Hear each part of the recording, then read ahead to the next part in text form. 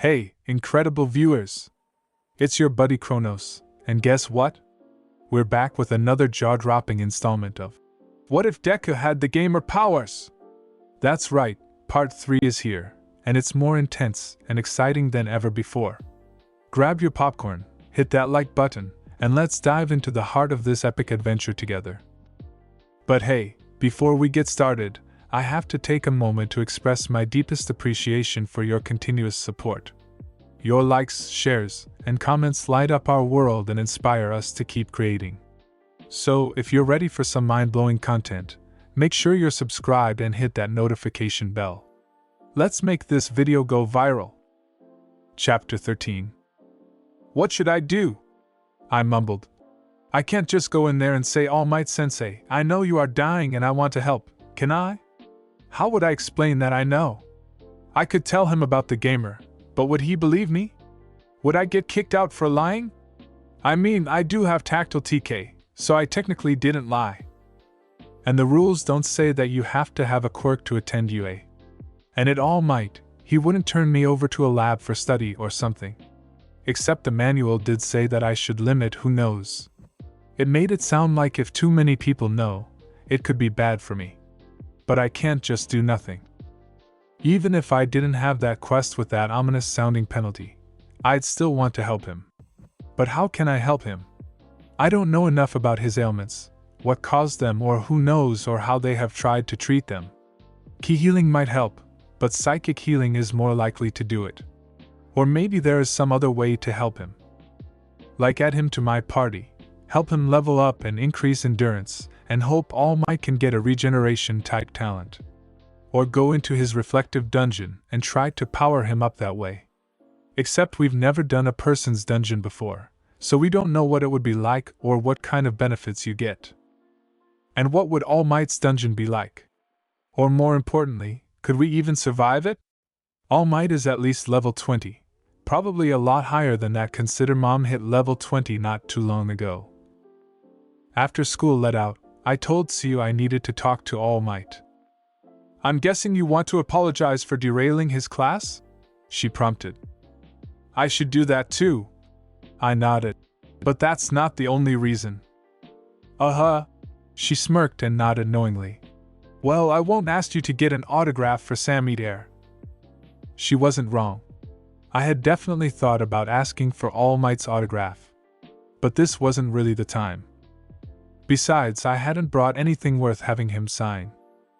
So that was how I ended up here, pacing outside All Might's office. Mumbling again, trying to decide what I could and should do about his injuries. I could try to heal him in secret, I mused, but that would be pretty hard with psychic healing. And if I don't tell him, I can't help him level up or other things the gamer can do that might help. My jaw snapped shut with a click, as the door I had been stalking opened. Ah, young Midoriya? All Might was surprised to see me. He had changed out of his costume into a simple button-down shirt and jeans. For a second I thought I saw a puff of smoke around him. Is there something I can do for you? He asked. Yes, All Might Sensei, I said immediately. Well, no, actually. More of the opposite. Why don't you come inside? He frowned at me. Sure, I nodded. We went back inside his office, and he closed the door. It looked like a normal teacher's office, with a desk, bookshelf, and some chairs. Also a small fridge, and a cupboard I thought probably held his costumes. I'm not sure if I had been expecting something else. You seem upset and agitated, young Midoriya. He gestured to one of the chairs and then sat behind his desk. Can you tell me what's troubling you? I hope so, I said. Maybe. Can I trust you to keep a secret, All Might Sensei? What kind of secret? He asked cautiously. It's nothing bad or illegal, I said confidently. Naturally, I had done a lot of research on quirk-related laws. But it is something that could be bad if it got out, I added. Like say for example, I knew Best Jeanist's address because I walked his cat. And there was an emergency and I needed you to drive me there. There's nothing wrong with me knowing that or anything, but if it leaked, it could cause trouble for Genist and his neighbors. Something like that. I cannot properly promise without knowing this secret, All Might Sensei told me. But if it truly is innocuous, I will not betray your trust. If it does turn out to be against the law, or even against school rules, then I cannot say for certain that I will not act on what you tell me. But rest assured, I have more than a little experience with keeping confidences. Okay, I said softly. Water? He asked, pulling 2 out of the fridge. Without waiting for my answer, he set the second one down within my reach. Then he took a gulp of his own. I waited until he had swallowed. Party invite, All Might, I instructed. What the? All Might exclaimed in English, jumping back from the screen. In the process, he snapped the legs on his chair and ending up standing. His fist also closed around the bottle, crushing it. The water squirted up to the ceiling, then began to drip back onto the desk.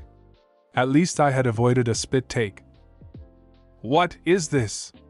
All Might seemed to force himself to calm down. A hologram quirk? I took the towel out of my inventory and began to mop up the desk. It's not a quirk, All Might Sensei, I said as I laid out the cloth to catch any further drops. Please, just hit accept. He looked somewhat dubious at the screen, at the towel, and at me. But after a few tense moments, he did. Then he looked at his finger, probably surprised by the light haptic tingle of the mostly intangible window. Now say status. I promise I won't look. I turned away. Status, All Might echoed. Then I heard a crash as he bumped into the bookcase. How do you know all of this? Do you work for? I don't know what you are seeing, All Might Sensei, I told him. I mean, I know the format of the page, and a few common bits of information, like your active title. But unless I looked, I wouldn't know the rest. And if you are thinking this is a trick, I think I can prove it isn't. I mean, beyond the fact you can pick up the towel if you want. Maybe clean up the ceiling, since I can't reach. I heard him follow my suggestion, including a grunt when he successfully touched the towel. Thanks for this, I guess, he rumbled, handing it back to me. I put it back into storage. So what is this idea? He asked a bit more openly. You can go over to the skills tab and buy a new skill, I said. Status. I called up my own screen and slid it around to him without looking. You can buy one that I don't have, I suggested. That way it can't be coming from me. And what would that prove? All Might asked me kindly. You could be hiding your skills. You could be able to control my choice. But if I could influence you, I frowned. Couldn't I just make you trust me? Perhaps, All Might rumbled thoughtfully. And if this was just an illusion, I said, why would I do all of this? Go with something so big and unbelievable? I could just fake cutting and healing my finger. Why would you do that, young Midoriya? He asked, confused. Because, oh right, I haven't told you why I wanted to talk to you yet, I remembered. Is it okay if I turn back around now? Before I say yes. How do I close this window? He asked sheepishly. Even though I am trying to trust you for now, that only goes so far. I understand, I told him. So, click any of the corners, or say close status, or whichever tab you are on now. You could also go to the party tab and leave the party. Then you wouldn't have access to the windows for yourself, or be able to see mine. I see, All Might mumbled thoughtfully. Then he said, all right, young Midoriya, just what did bring you here? I turned to face him, gripped the legs of my pants tightly. Outside, after class, I said softly, worried and a bit embarrassed. I used Analyze on you. I try not to just randomly use it on people. But you're my biggest hero, and I was just so curious. It didn't tell me much, probably because your level is a lot higher than mine. But I could see your status ailments. Systemic organ failure and lethal exotic matter toxicity. All Might Sensei, you are dying. And, well, I was hoping I might be able to help. Like, I was interrupted by a sharp knock on the door. It wasn't a loud pounding, yet there was something insistent about it. All Might reached under his desk and hit a button. "Come in," he said as the door opened a crack. Kane-san pushed the door open and stepped inside. "I'm sorry to interrupt," she signed. "She said she's sorry," I told All Might. "I know," he smiled slightly. "I can sign, both in American and Japanese." "You can?" "You can, / It would not do for the symbol of peace to be unable to talk to those he is trying to help," he said grandly. "With the rise of quirks, the number of people who cannot hear or cannot speak has also risen. I doubt my skills are as polished as yours, young Kane, but I am confident I can keep up. Now then, is there something I can do for you?" "I came here for the same reason as Midoriya, / she answered. "Oh?" All Might prompted carefully. His voice and face looked unconcerned, but I could see a twitch in his jaw. "You are missing 90% of your left lung, / Kane-san continued, / and your heartbeat is irregular. I don't know if it is due to whatever damaged your lung, or to the poisoning Midoriya mentioned, / I think you should close the door," All Might said more softly. She complied. "How did you know that?" he asked, a little more sharply. "These offices have the best soundproofing available. The only reason we could hear you knock was because of the special, one-way baffling in the door, installed for just that reason. It's why I had to open the door to invite you in." "Wouldn't an intercom be better?" I asked. "They can be hacked," All Might answered. Then he sighed. "There are some in the support class who would consider it a challenge. Anyway, my question, young Kane?" "I noticed your injuries earlier, during class, / she explained, / my quirk isn't strong enough to feel the blood moving through your body. But it can feel your heart pump, and your lungs breath. That's how I knew your lung was missing and heartbeat was off. I came here to tell you I knew, and to tell you my secret in exchange, if you didn't already know it. But when I got here, Midoriya was already here, and I couldn't stop myself from eavesdropping, / But not really eavesdropping," I countered thoughtfully. "You didn't hear what we were saying. You detected the movement of our mouths and read our lips. Didn't you, Kane-san?" I turned towards All Might so she couldn't see me, and mouthed the last question silently. "Yes, / I should have expected that," All Might said ruefully. "From the daughter of Orphan." I considered that. Then my eyes widened. "Wait, that Orphan?" I rounded on Kane-san. "The Vigilante? The assassin who only kills villains and criminals who manage to escape justice?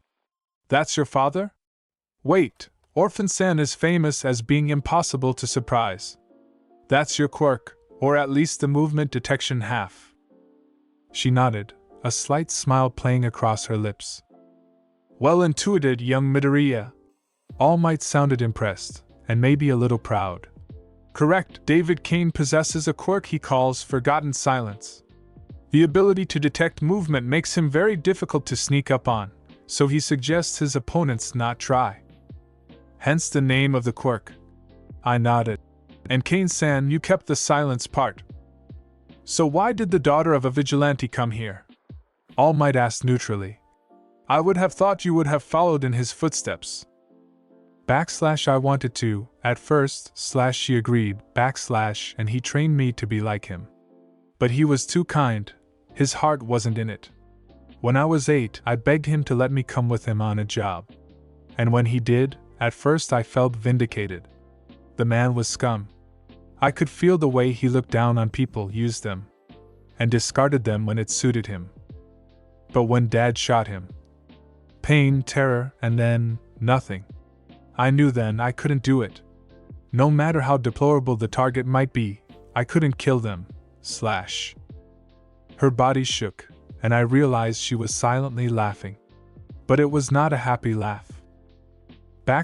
When I told my father, he was relieved, she explained, he tried to hide it, but I could read him better than anyone. We talked, and decided I would be a hero instead. We doubled down on my training, but focused on the non-lethal side of combat. And you chose UA? I asked. It is the best hero school, she signed, and when Dad found out All Might was going to be teaching here, that settled it, since All Might owes Dad his life, Is that how he remembers it? All Might chuckled. As I recall it, he interfered with my fight, provided a minor, unasked for assist, and I paid him back by not dragging him in. Since I had my hands full with the villains I had captured. Kane-san nodded again. So both of you could sense my injury in your own way. All Might looked at us. Young Kane wanted to tell me her secret to even the score. And young Midoriya, you think you can heal me? Maybe, I said as confidently as I could. I told them more about my power. Invited Cassandra so she could see it. Then I told them my ideas for Help All Might. My 2 potential forms of healing, and their respective limits.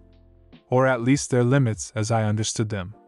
The option of strengthening All Might, either by leveling him up or by clearing his reflective dungeon. And trying to get him a regeneration talent, or maybe even exotic matter resistance, if there was such a skill. And do you believe any of this will work? All Might asked.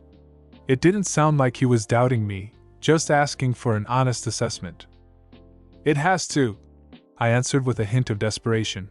If it doesn't, you will die in the early part of summer break. And the world can't lose the symbol of peace. Sensei, can I ask how this happened? It was a fight, of course. He sounded almost nostalgic. About 5 years ago now. 5 years, I pondered. And toxicity. Was it the fight you had with Toxic Chainsaw? Ha, good memory, young Midoriya. All Might barked, blood lightly flecking the corner of his mouth. But no, that punk never laid a sawtooth on me. It was someone much worse. And if I had to take this to win that fight, it was worth it. That doesn't mean I'm going to tell you who it was. Okay, he continued lightly. I have a staff meeting, and you two should get going. Young Midoriya, I don't want you spending all your talents, sacrificing your future, just to try to fix me.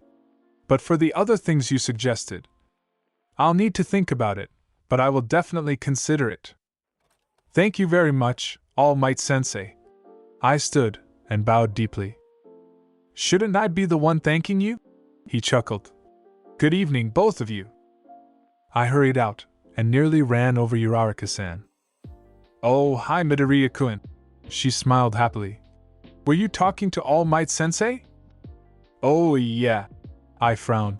I went to apologize for disrupting today's less, but we got too caught up and I forgot. It's probably okay. She comforted me. I'm sure he knows it wasn't on purpose. And it did spice things up. Plus, it's why I went to Aizawa-sensei. Oh, what did you want to talk about? I asked. I was just thinking how quickly things are going after our first 2 days. She lost a bit of cheer. And so I was wondering if it would be possible to form some sort of study group. To work out together and practice with our quirks. In fact, it would be really awesome if you could join, considering all the good advice you had yesterday. If you can put a group together. I smiled at her. Let me know when, and I will try to make time for it. Izuku. Oh, and you're there too, Ochako-chan. Hi, Tsu. I waved as we approached her. I just got done talking to All Might, and ran into Uraraka-san. I was talking to Aizawa-sensei about a study group. The brunette explained again. We talked about her idea, until we split up at the station. /sensei, /Cassandra signed after Izuku had left.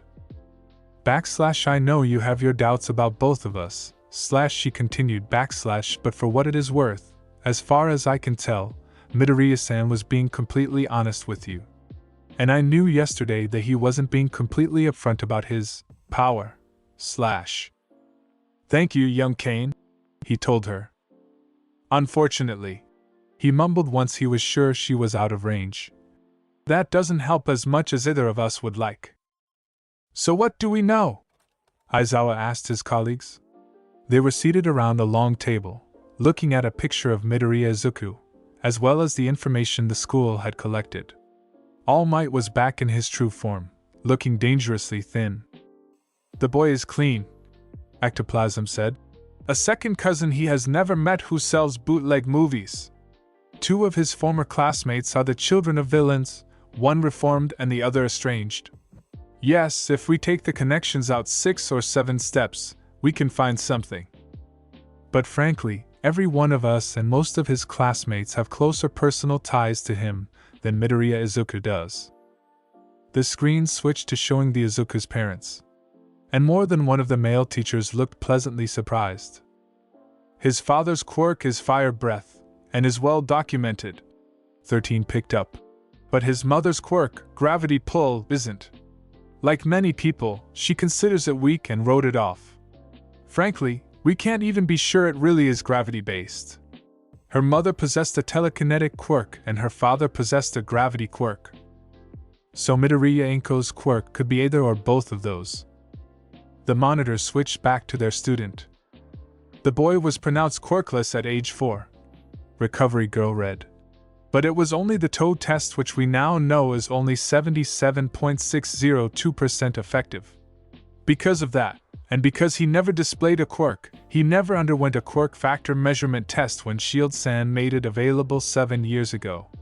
Hardly a surprise. So we think his quirk may be naturally occurring?"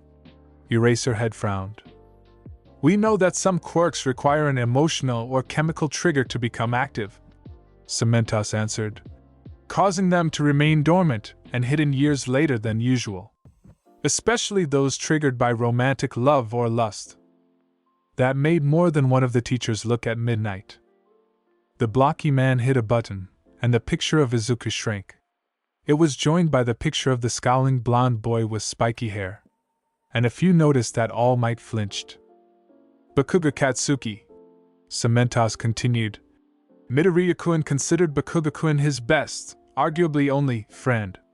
According to the teachers at Aldera, after Bakuga-kun's untimely death, Midoriya's behavior changed. He also started to show the signs of his quirk."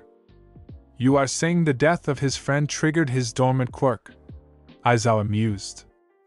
"It may be simpler than that," Nisa said brightly, and they all turned to look at him. "Bakuga-kun possessed a powerful explosion quirk," the mouse-like principal said, "and a personality to match. Aggressive, arrogant, short-tempered, and prone to violence. Midoriya may have thought that they were friends, the other people we spoke to describe it more as bully and victim." That got a reaction out of the teachers. Most professional heroes either were bullies, or hated bullies. The UA staff fell firmly into the latter camp. Out of Bakuga-kun's many targets, Midoriya-kun was the most frequent. Despite that, our student never received any major injuries. The teachers at Aldera thought Bakuga-kun might have been holding back, out of his own desire to be a hero. I propose a simpler answer. He said his power pulls him back together. Recovery Girl remembered. And that he can use it to defend, Aizawa added thoughtfully. You think he was hiding his quirk? Midnight asked Nisa. Consciously or even subconsciously. The principal nodded. Midoriya was protecting himself but not displaying his power to avoid antagonizing his friend. But once Bakuga-kun was removed from the equation. That makes sense, Aizawa said darkly. But how do you explain his immunity to my power? Maybe he just wasn't using his quirk at the time, Midnight said. He is in magnificent shape, and you yourself said he was holding back to preserve his limited resources. Maybe he wasn't using it, or was at such a low level that you shutting it off didn't trip him up. He did figure out who you were moments later. Shota, man. Present Mike turned to his friend. Which is most rational? That the kid's quirk was shut off, but you just didn't notice it. That the kid's quirk is naturally immune to yours, like mutation types are? Or that somehow, All for One got to this kid, and not just gave him a TK quirk, but also one that renders him immune to your power?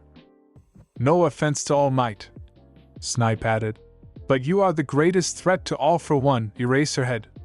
Do you honestly expect he would give away a power that would prevent you from shutting him down? That makes sense, Shota admitted grudgingly, Hisashi having successfully hit his button. Naturally, we will continue to observe Midoriya-kun, Nisa said firmly, as we do all of our students. But for now, can we consider this matter closed? They all nodded or voiced their agreement. You were oddly quiet, Tashinori, Nisa noted once the two of them were alone. There wasn't much I could add, All Might said, not without betraying confidences. So you spoke with Midoriya-kun, the smartest creature on Earth deduced. He came to me, Yagi admitted. Nizu, he's an irregular. Truly? The principal pressed his lips in thought. There hasn't been one in almost 30 years. And that was in Africa. In Japan and Western Asia it has been over a century. He showed me, All Might said, and Cassandra Cain confirmed his honesty. Why did he tell you? Nisa asked. They tend to be very secretive. I got the impression he doesn't know about the others, Yagi explained. And he told me because his power told him about my injury and he wanted to help. That was also why young Cain was there. Her quirk could feel my missing lung. She wanted to make sure I knew that she knew, and to tell me about her father to make it even. Such forthright students. Nisa seemed pleased. Then he looked at his friend again. Yet you seem more troubled about this than I would expect. Yeah, All Might agreed. I guess I feel a little guilty that I didn't show them this. He gestured at his skeletal body. More than that, Izuku's offer to help. It made me feel more hopeful than I have in the last 3 years. Like I might be able to beat this and keep being a hero. But what if it doesn't work? And then there is the fact I would be taking advantage of one of my students. He did offer, Nisa reminded him.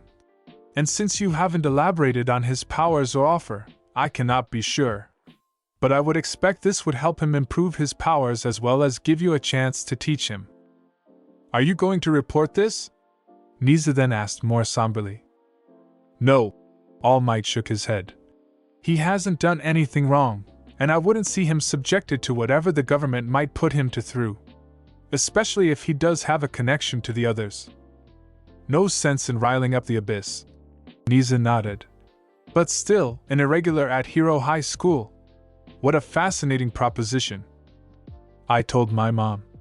She had noticed All Might and Cain-san briefly joining the party, though I would have told her anyway. I also told her about the quest. She was happy about my desire to help, and seemed worried about All Might.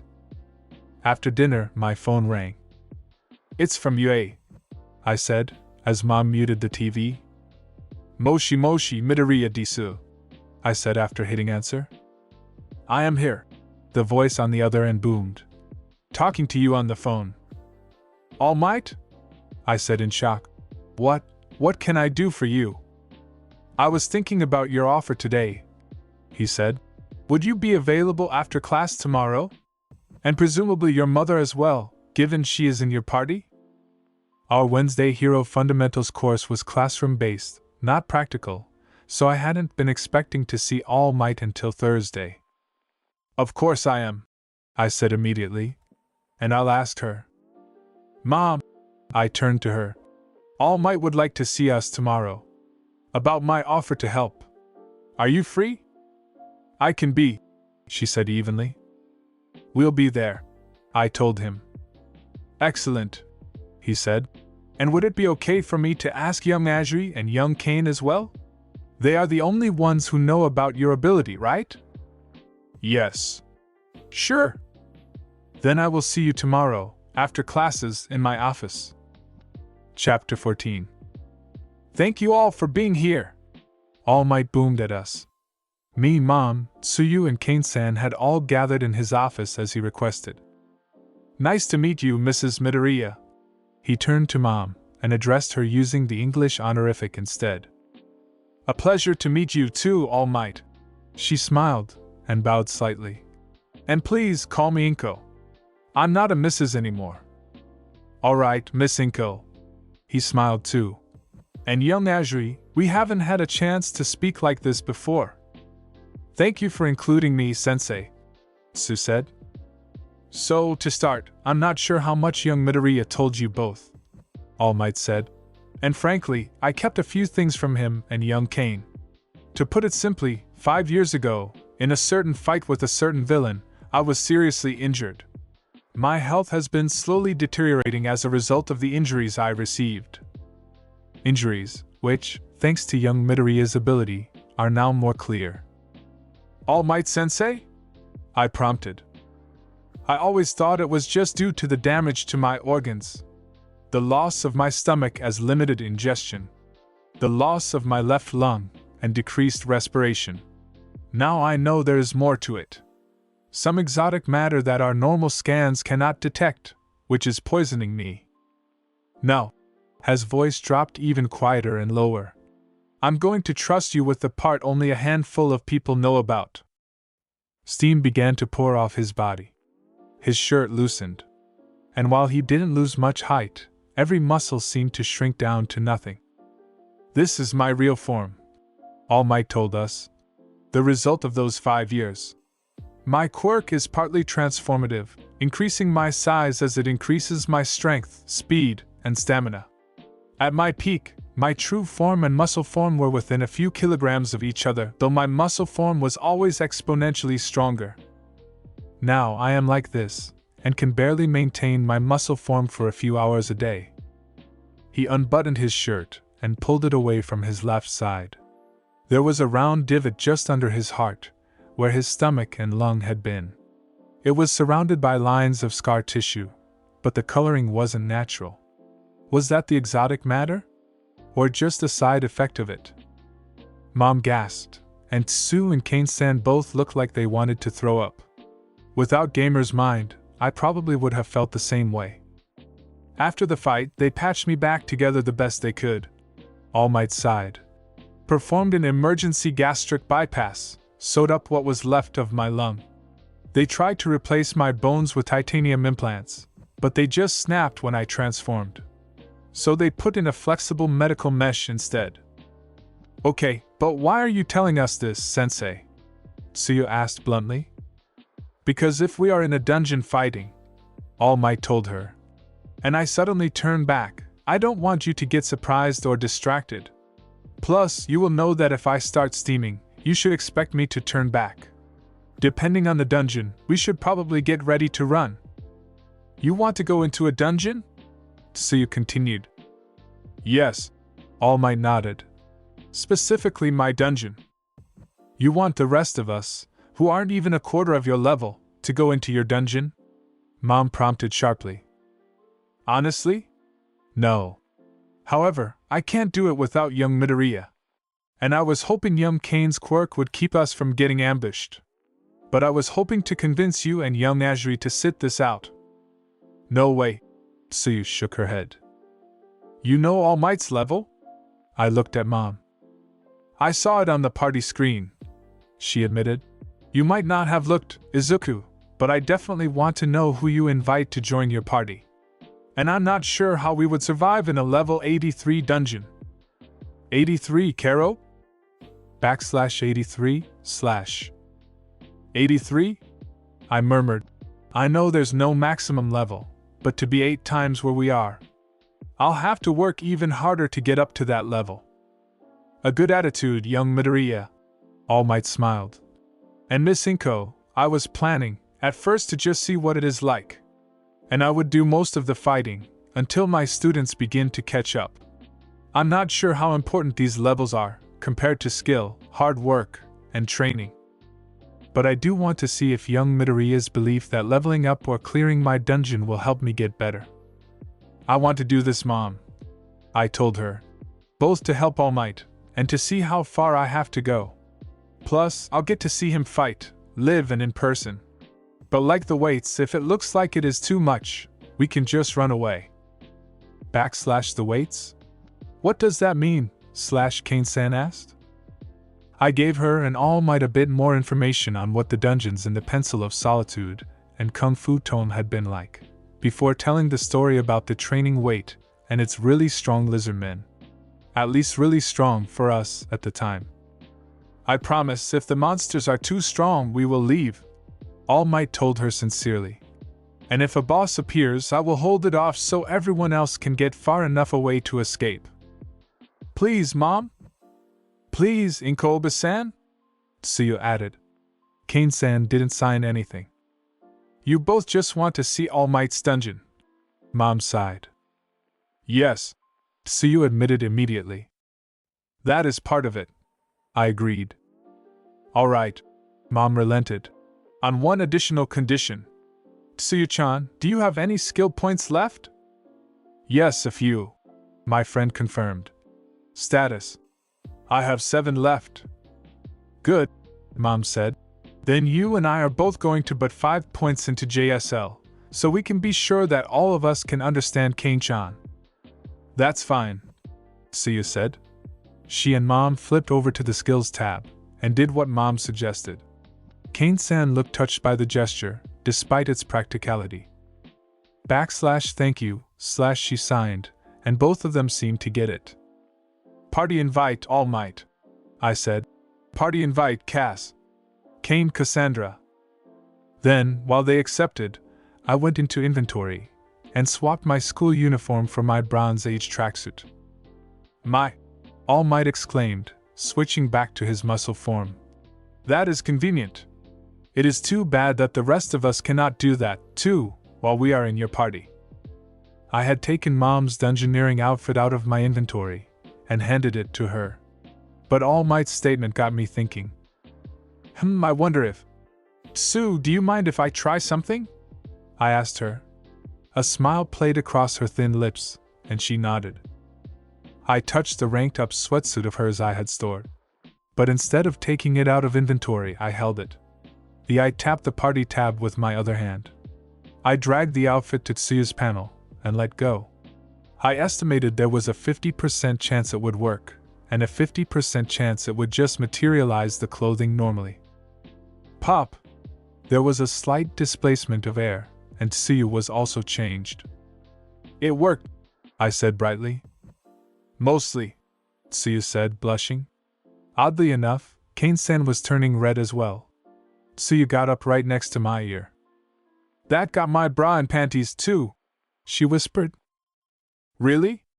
I said quietly and confused, moving back to inventory. Sure enough, the entry in inventory read UA High Girl's uniform, full outfit.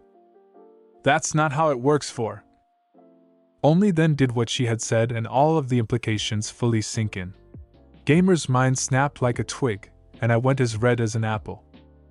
I quickly switched her back, and gave her her gear the normal way.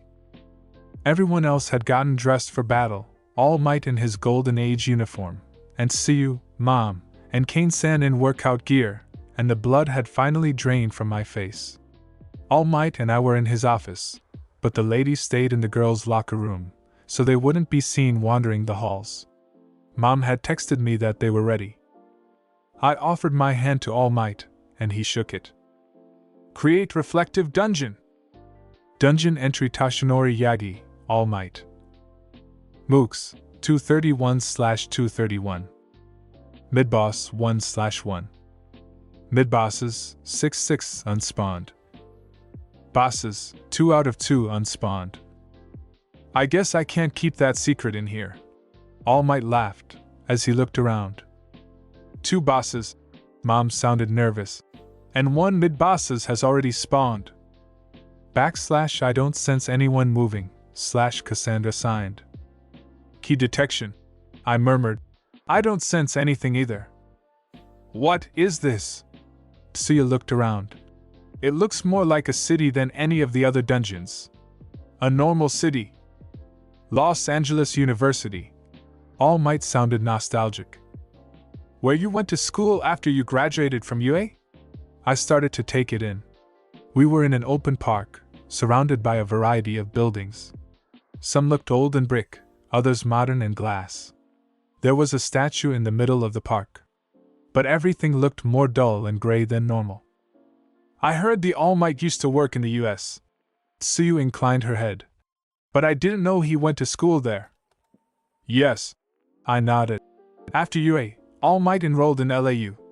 He graduated 4.5 years later with a degree in hero studies and minors in physical education and nutrition. Then he spent another 5 years working as a hero in the American Southwest, before returning to Japan. It isn't known why All Might went to America, or why he came back. The common speculation is that it was a protest against the lack of college-level hero programs in Japan. In America, their college-level hero courses also teach law, and finance, and promotion. Here is Japan, most of that is left to non-hero professionals and the hero's company. No, All Might shook his head. It was nothing like that. There was just a situation with a certain villain, and my mentor thought it would be better for me to put some distance between us. Plus, he had traveled the world in his youth, to learn how heroes in other countries operated, so he thought it would be good for me. A situation? My eyes widened. You don't mean like a dating black cat situation, do you, sensei? / what is dating black cat, / Kane-san asked. It's a trope, I said, then elaborated at her confusion. A common event or theme or story element in fiction. But they happen in real life, too. In this case, it refers to a hero falling in love with a villain, and all the hassles and dangers it entails. It's named for Spider-Man, a fictional superhero from the time before Quirks, and Black Cat, a thief, usually, who was one of his frequent love interests. Is that what happened? Mom wore the expression I had sometimes caught when she was watching soap operas.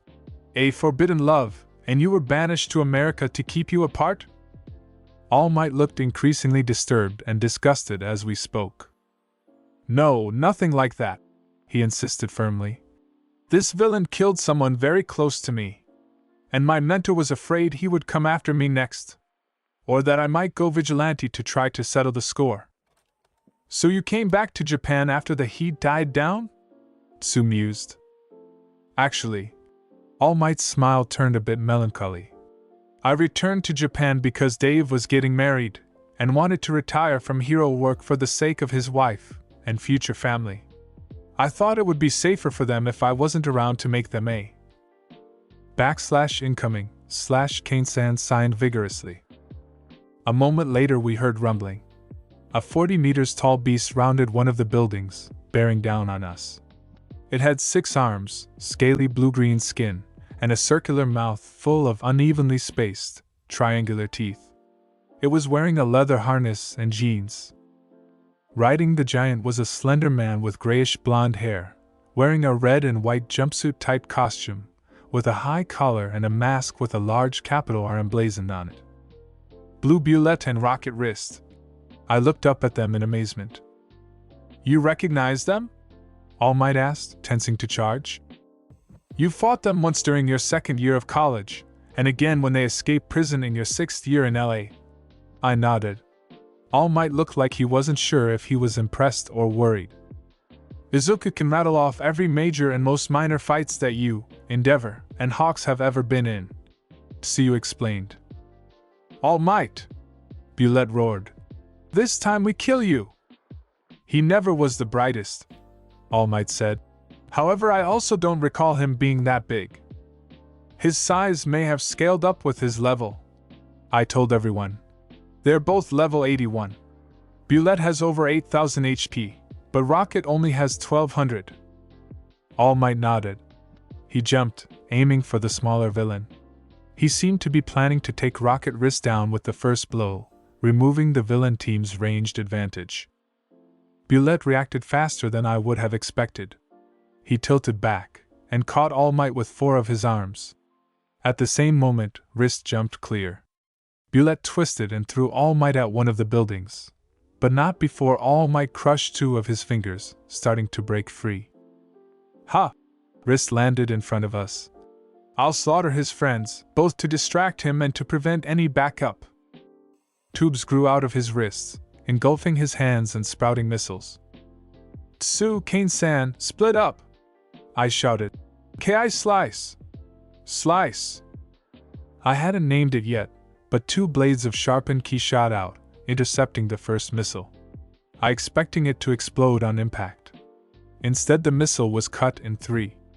The parts fell to the grass, though the back portion made it a bit farther before the engine sputtered out.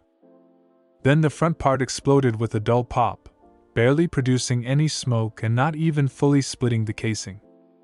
Despite it being created by his quirk, it is like a normal missile, I mused, while preparing to hit the second missile. Except it was accelerating, beyond what the destroyed one had. At first I thought it was a different type. Then I realized Mom was pointing at it. I preparing to attack it, thinking she was considering sacrificing herself.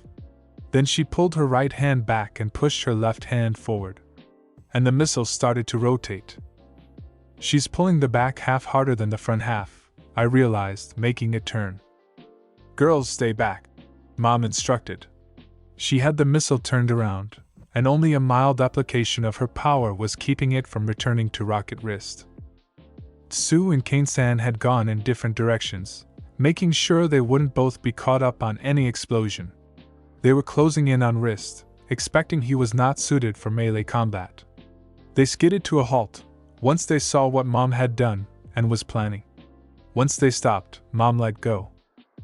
I wasn't going to waste this.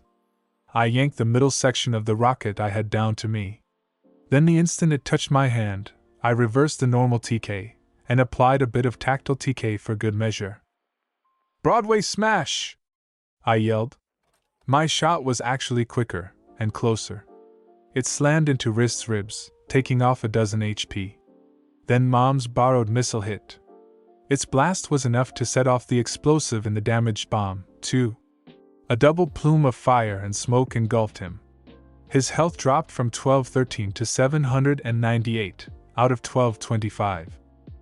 If the two rockets had hit me, that would have killed me. And without knowing if he had any sort of resistance or protective gear, it was safe to assume that applied to Mom, Sue, and Kane-san as well. /Midoriya, boost, /Kane-san requested, as she began charging again. I pushed her with my telekinesis, as gently but firmly as I could. My two classmates both reached Wrist at the same time. They hit him with a barrage of martial arts that left him reeling. They seemed to be stronger, faster, and much more skilled than he was. Despite that, they were barely chipping away at his health. Chicago Smash! Still using the same name for the impact side of ki projection, I hit him in his already scorched chest. Sue signed at Kane-san, and they both kicked the same spot a moment later. Damn you! Wrist growled, getting ready to fire again. Sue's tongue wrapped around his left elbow, forcing him to point at where Bulette was falling in the background. Kane-san's jabbed his right shoulder and bicep with her fingers, and his other arm drooped limp.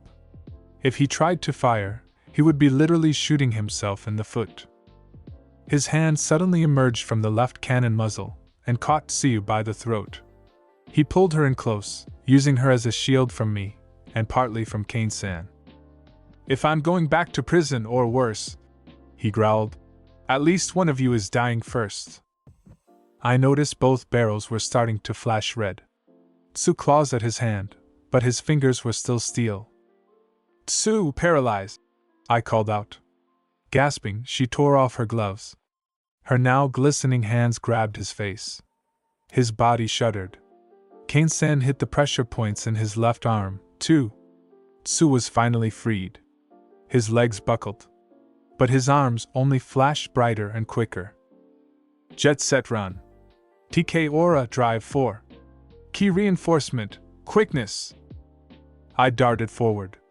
It took me half a second to reach them, and it still felt too long. Not to mention, stabbed at my legs with each step. I jumped, knocking Rocket Wrist back with a double heel kick to the chest. Then I casually grabbed both girls, one arm around each of their waists. They instinctively steadied themselves with a hand on my shoulder. I took off as fast as I could, at the same time throwing up a telekinetic barrier behind me. Since I had never bothered to invest in the telekinetic defense skill, it was a weak application of basic TK. But it was better than nothing. 76 health. The self-destruction blast passed through the shield. But it stole enough of the explosion's power that the three of us were just roughly knocked forward. Mom immediately rushed over to check on us, but the gamer showed that we were a little battered, but mostly unharmed. A moment later, Bullet flew through the air above us, and then shattered into blades of grass and raining cash. Warning! Party disparity detected. XP gain cap active. The message flashed twice for the four of us. Despite that, I saw level up. Level 11. Attribute points, plus 7. Skill points, plus 3. Talent points, plus 0. Tsuyu and Kane-san also leveled up, but Mom didn't. She did start to gather the drop items, like usual. Though this time it was just cash. All Might landed next to us. That was a bit close, he said. Sorry I couldn't protect you all better, the big guy was tougher than I remember. Or I am weaker. But still, well done. Especially your trick, Miss Inko. I don't think he would have been so flustered or hesitant if you hadn't turned his missile back on him. And are you three all okay? I'm fine, I said, rolling my shoulder. Su-chan? I'm okay, Su said. Though a bit embarrassed you had to remind me about my oil. I wasn't sure it would work with a level difference. But it was worth a try. Kane-san? / a little bruised. But I've had worse, / he answered, then added / and anyone who fights with me like that can call me Cassandra or Cass. Just not Cassie.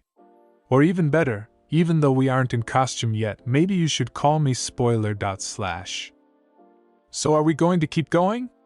All Might asked. Let's find the next enemy, Mom said. Then we will see. We took out 3 more enemies, bringing our total to 5. And we never saw the mini-boss. But All Might was struggling, and my energy was down to a quarter. So Mom insisted we call it quits for the day. By that point, Sue and I were both up to level 13, Cass was level 15, Mom was 22. We still got the XP cap messages after every fight. And All Might even gained 1 more level.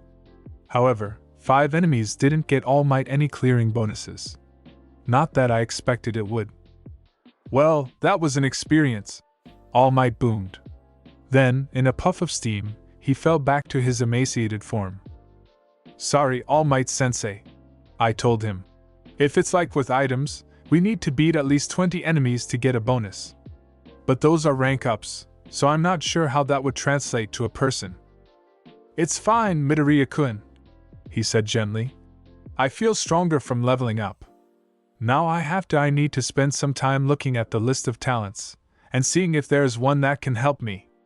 Or one I can get after spending these new attribute points.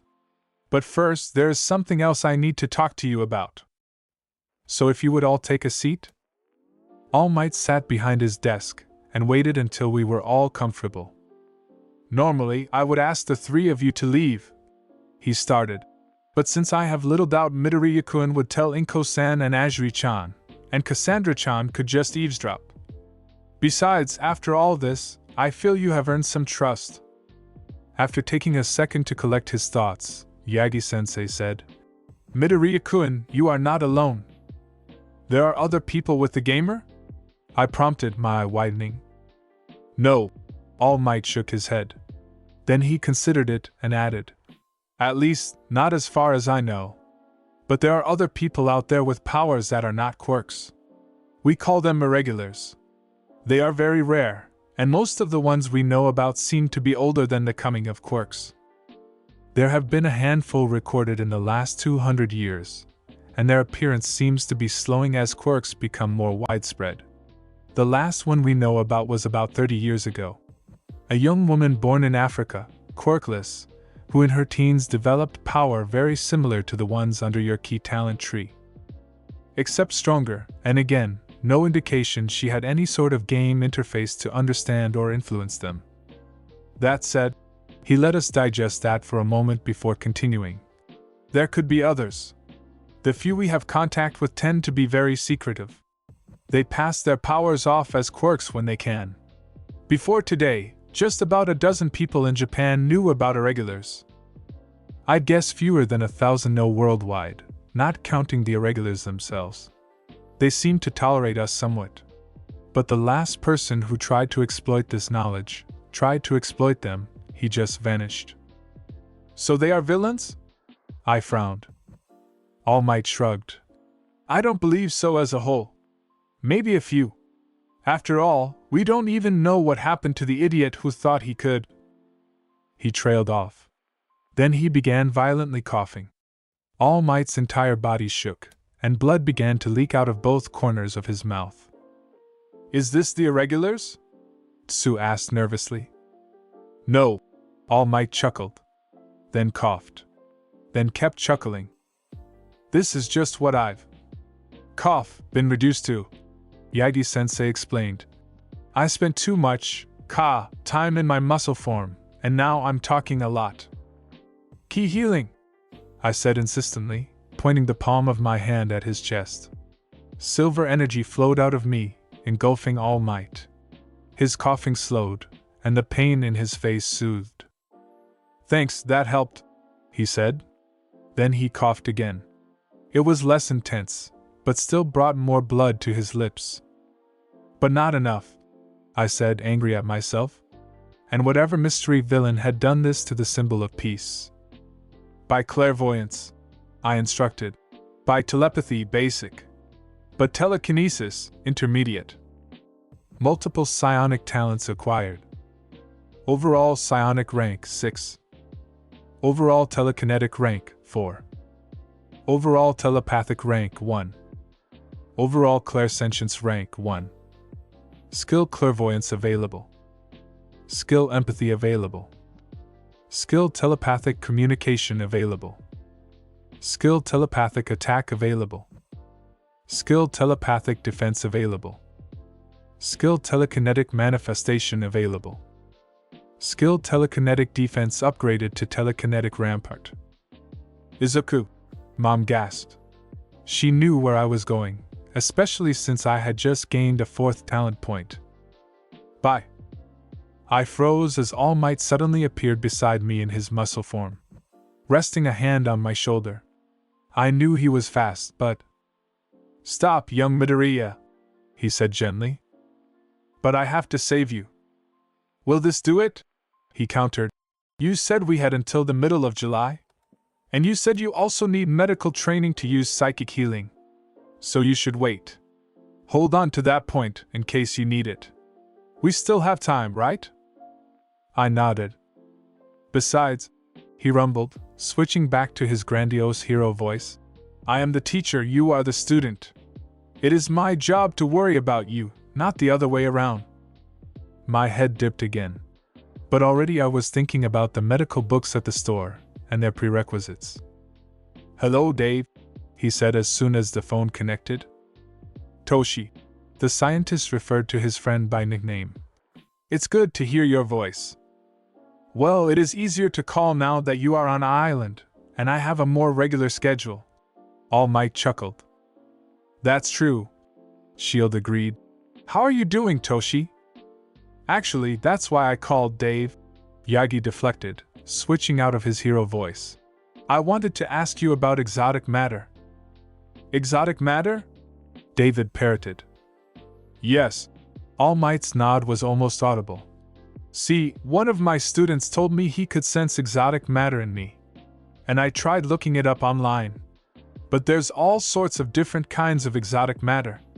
Some real, some theoretical, and even some fictional. Ultimately, it was a bit over my head. That's what you get for relying on Wikipedia. Shield finally laughed.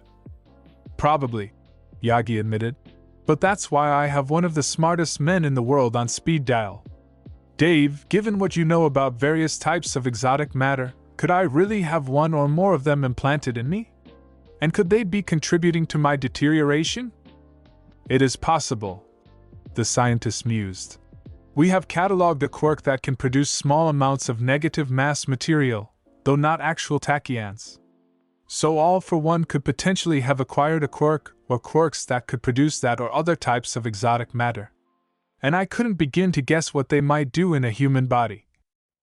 Toshi, let me do some research. Talk to a few of my colleagues. If this really has happened to you, We'll definitely find a way to do something about it. Thanks, Dave! After a few minutes chatting about Yagi's experiences teaching, and what S.H.I.E.L.D. would be displaying at the upcoming expo, they said their goodbyes and disconnected. And S.H.I.E.L.D.'s brain went into overdrive. Detection is harder. He started taking notes. Extraction would be harder, but presumably a matter movement or manipulation quirk could take care of that. But first we have to find it. A light, everyone. All Might smiled down at us. For your second day of hero studies, we will try our hand at lions and gazelles again. Except this time, the lions can tag the gazelles with any part of their body. Hands, feet, tongue, it is all legal. As a result, if a gazelle willing touches a lion, he or she is tagged and out. Also, while lions are still not allowed to leave the field deliberately, if a gazelle forces a lion out, the lion has a 5-second grace period to re-enter the field. Any questions? All Might's head dropped as I raised my hand. Okay, All Might announced. Lions may tag gazelles with any part of their body, but still not extensions of their power. Hands, feet, tongue, etc., but not hydrokinesis, dark shadow, etc. Gazelles who touch lions are considered tagged by that lion. This includes the lion's P uniform. If multiple tags happen at the same time, I will judge who gets the point. Anyone who deliberately leaves the pitches out, even a lion. If a lion forces a gazelle out of bounds, that is a tag. If a gazelle forces a lion out, the lion has 5 seconds to return to the field, after any and all gazelles forcing them out stop. A given gazelle is only allowed to use their power to immobilize or force a lion out for 10 seconds. After that, the gazelle is out. And that is 10 seconds total, for the 5-minute round. 10 seconds for one lion, 5 seconds each for both, or 10 quick 1-second bursts to escape. That means actual immobilization, hold them in place, or keeping them out. Tripping a lion or forcing them to dodge is just fine. Then All Might shifted from me to Ami-chan. And finally, lions cannot attack or force out each other. That's an immediate disqualification for the aggressor. Anything else? Most of my classmates looked amused or impressed. Ami was smiling slightly, but had a thoughtful expression. Yaoyorozu also looked thoughtful, but wasn't smiling. And Ida-san just looked annoyed. Great. All Might looked relieved. Then let's get started. Any volun? I will be one of the first lions, Ida-san said quickly. Me too. Kirishima held up his fist and dropped into a fighting stance. Good. Yagi-sensei nodded. Everyone on the field then. Begin in 3, 2, 1. Ida's legs roared, and he shot at me. I waited for him. Just before he reached me, Cassandra cut across his path. He adjusted slightly, to avoid crashing into her. He also kicked out, quickly yet lightly. Cassandra felt his tag coming. She twisted and rolled, diving and barely dodging him. Then she took off running. Ida-san looked, noticed I was heading the opposite direction, and faster than Cassandra. So he turned his focus to her. Just before he reached her, Suyu's tongue wrapped around Cassandra's waist, pulling her out of the way. The two girls instantly split up, and I deliberately moved into his field of vision again. That's incredible, Yaoyorozu noted in awe. It was the last round of the day. Tokoyami and Hagakure were the lions. Having been knocked out, the first 5 members of the 1A study group were watching the 6th member, and 2 others. What is? Uraraka asked. Not just Yaoyorozu, but Mizuno, Misaka, and Jiro had the same expression. Ochako could understand Momo and Ami, who were way smarter than she was, or Mikoto, who went to a hero prep school. But since Kyoko was supposed to be a normal girl, too, the curvy brunette felt left out. The 3 of them, Mikoto said. They are noticeably quicker than they were Tuesday. How could they have gotten so much better in 2 days? And the way they are kiting Tokoyami and Dark Shadow, Kyoka added. It's like they are perfectly in sync. I didn't think ASU. Suyu-chan knew JSL, Ami said. Maybe we should try to learn it too, to communicate silently, and for Kane-san. Also, Kane-san is able to detect Hagakure. Well, maybe we can ask Midoriya-kun to teach us sign language? Ochako suggested. We were going to talk about quirk tips after all. And that's time! All Might called. Very good, everyone. You are getting a handle on your abilities, and your classmates' abilities. So I am happy to say that repairs on the urban training arenas will be finished tomorrow. And you costumes will be done this weekend. So on Monday, you will have an extra special hero studies course. Urban battle, but with a twist. Author's Note 1. After the stats in Omake, there will be a second note with a spoiler. Be forewarned. Current status. Name, Izuku Midoriya. Age, 15. Level, 13. Active title, The Gamer. Health, 404/404. Energy, 600/600. Attributes. S. Strength, 43. A. Agility, 39. E. Endurance, 39.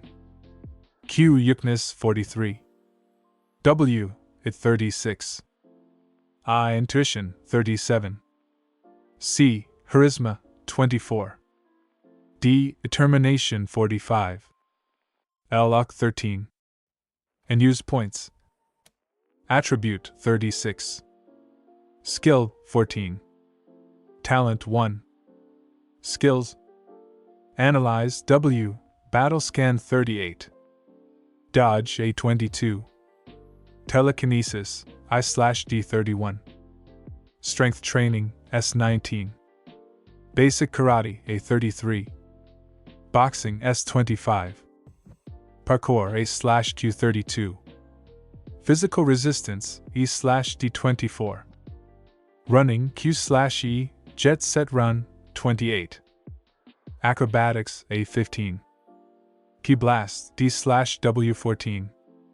Key Slice, D/W, 15. Key Healing, D/E, 18. Key Reinforcement, D. 35.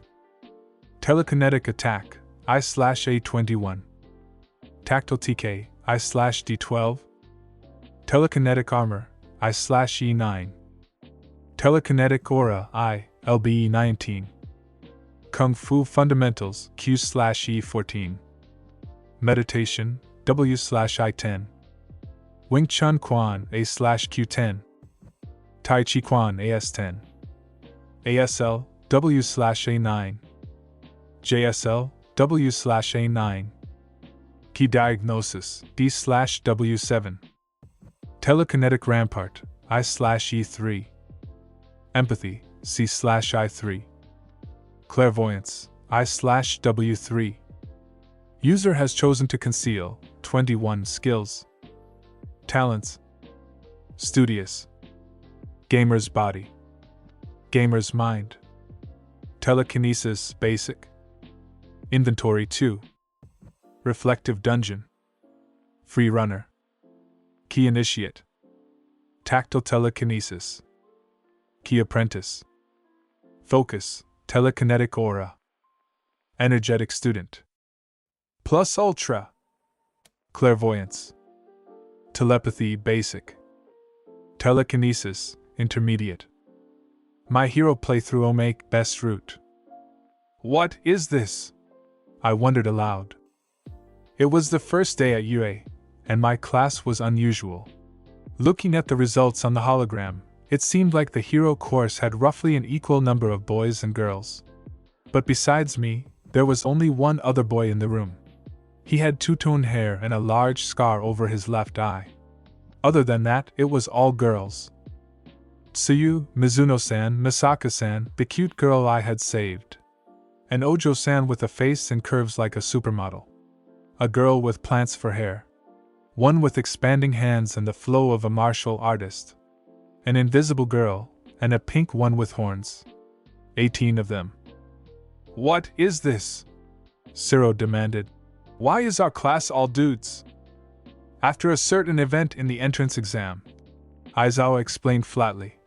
It was determined that it might not be wise to have co-ed classes. Except there were more boys than girls, so the two safest, sanest choices were placed with the girls, and the rest of you are in here. Aizawa hated the deception he was being forced into. But the number 2 hero had too much money and power. Okay, sit down, everyone. The woman who entered Class 1B oozed sex and confidence. I am your homeroom teacher, Kayama Namuri. Though I'm probably better known to you as the pro hero Midnight. Mandatory quest alert. Grand harem route. What a bountiful buffet of beautiful babes. Why have 1 or 2 favorites, or even just a sampler platter, when you can fill up on all of them? Unlock and maximize the relationship values of at least 15 women. Note that you are not limited to the 19 members of Class 1B.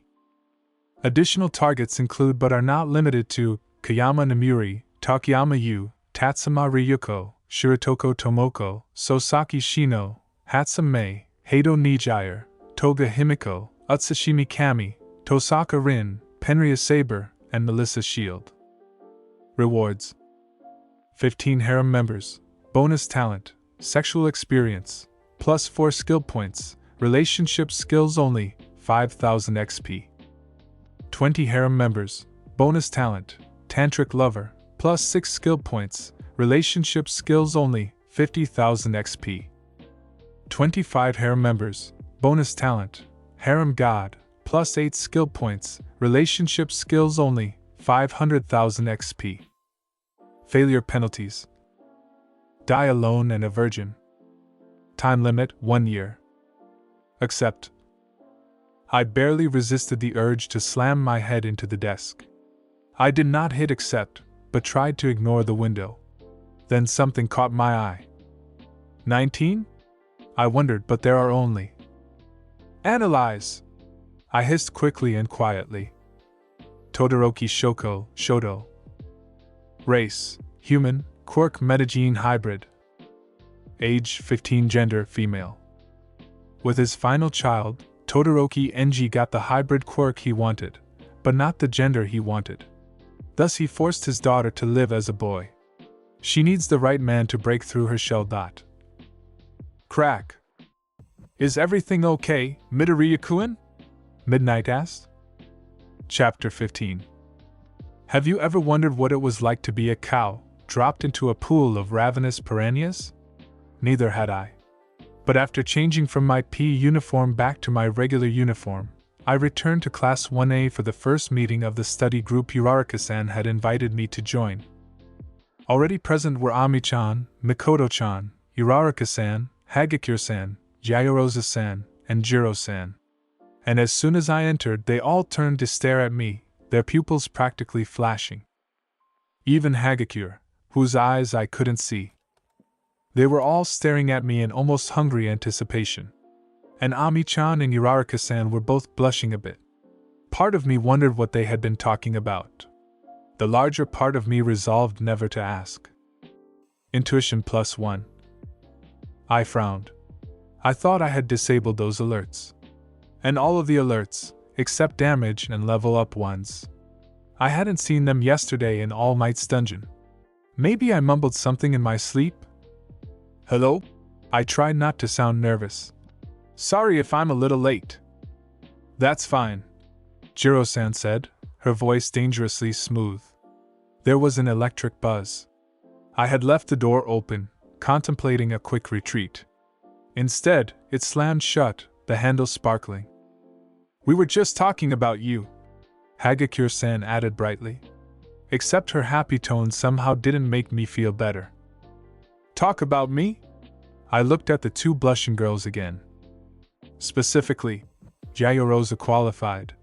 How you, Ajiri-san, and Kane-san have improved both your maneuvers and teamwork in the last 2 days, to the point where most of us were able to notice it. Uraraka also mentioned that she met you coming out of All Might's office on Tuesday, Mikoto-chan pointed out. What were you doing there? Jiro-san asked deliberately. Well, I officially went there to apologize for disrupting the lesson on Tuesday, I said, but I wanted to talk about him to a lot of things. I think I messed that up. Anyway, I'm a big fan of his, and we instead talked about my power and one of his past fights. Cassandra-chan showed up in the middle, and I learned that All Might Sensei can sign too. So he didn't help you with your quirk? Mikoto-chan demanded. No, I said certainly. Because I didn't have a quirk. He did show me a bit about punching, though that had been yesterday, in his dungeon. Then how did you get better so fast? Uraraka-san prompted. We went into a dungeon inside of All Might Sensei and fought some of his past enemies? I said with uncertainty both real and forced. If you can't or won't talk about it, just say that. Mikoto-chan sounded annoyed. Don't just go making video game jokes. Sorry? So long as you three aren't breaking the law. Yaoyorozu sighed. I suppose you are allowed to have your secrets. Sorry for prying, Izuku-kun, Ami said softly. It's okay, Ami-chan, I reassured her. I can understand why you are all curious. About that, Uraraka-san suddenly raised her hand. Could you just call my Ochako? I know my family name is a bit of a mouthful, what with the repeated syllables. And I'd like to think we are friends, since you literally saved my life. Okay, Ochako-chan, I smiled. If you will call me Izuku. And that goes for the rest of you too. I've been called by a variation of my first name so much, I'm not really used to responding to Midoriya. So please, just use Izuku. Ami's face clouded at that, and she looked almost angry when Ochako-chan innocently asked. Well, what did people normally call you? Deku, I said darkly. The bullies always called me Deku, because I was a worthless wooden doll. And so most everyone called me that too. Sorry I mentioned it, Izuku-kun, Ochako said sadly. And the others looked upset too. No, I said quickly. Don't worry about it. It's all in the past now. I even miss it from time to time. Then maybe, Ochako-chan started. But both Ami-chan and Mikoto-chan caught her attention and shook their heads. Ami had seen it all those years, and Mikoto had met some of the jerks at the arcade. Maybe we should get started studying, she finished. Okay, I nodded and finally grabbed a seat. Hey me, Izuku, Jiro-san addressed me. I heard you are good with quirks. What would you suggest for mine? Oh, and call me Jiro or Kyoka. I don't mind either way. The other girls all stared at her. What? This is studying, she said defensively. We all have to learn about our quirks, and he already helped you two on the first day. Well, I mused. Your jacks, you said they work in electronics. Is that both ways? Both ways? Hagakure parroted. Earphones and microphones both use that jack style, I pointed out. So they might be able to both send and receive data. Though we did go over the English assignment, most of the study session ended up being about their quirks. I wasn't able to meet them on Friday, because I did a pencil run with Tsu, Mom, Cass, and All Might Sensei, to show them what boss spawning and completion was like. Ultimately it was too easy thanks to All Might, and none of us leveled up. I didn't get much in the way of stat gains either. I wondered if it was time to look for a stronger sort of cheap item dungeon. Maybe bottles of dish soap or glass cleaner? Saturday I did homework alone, but Sunday the study group met. This time it was a bigger group. Mom babysat, so Tsuyu could make it. Cassandra-chan was also there.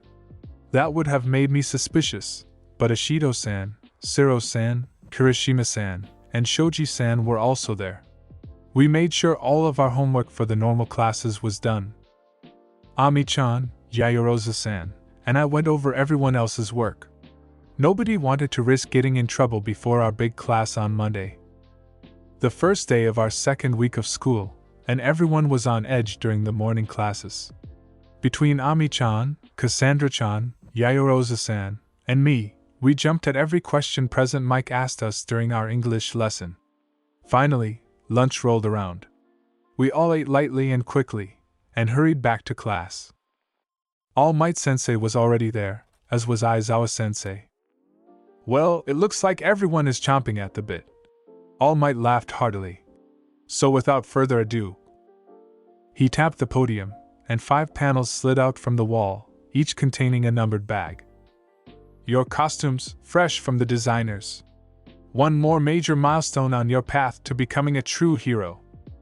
The classroom erupted in shouts, cheers, and squeeze. I would like you all to get changed, and meet us at Urban Arena Beta. With that, All Might, this time in his young age costume, sped out of the room. And don't make me look bad by being late, Aizawa-sensei added. When we got to the arena, there was a tarp wall erected across the road. In front of the tarp was a table, with a box on it. Next to the wall, there was a temporary platform. On it stood All Might-sensei, Aizawa-sensei, and a third man. That's Vlad King, the blood hero. I tried not to babble too much. We all gathered close to the temporary barrier, and started to look at each other. Our costumes ran the gamut.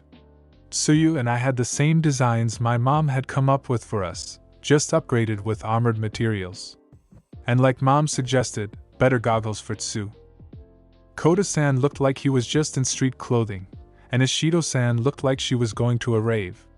Or maybe back in time to a disco. On the opposite hand, Oyama-san, Ida-san, and Sero-san were all heavily armored. More in the middle, Ojiro-san had on a GI.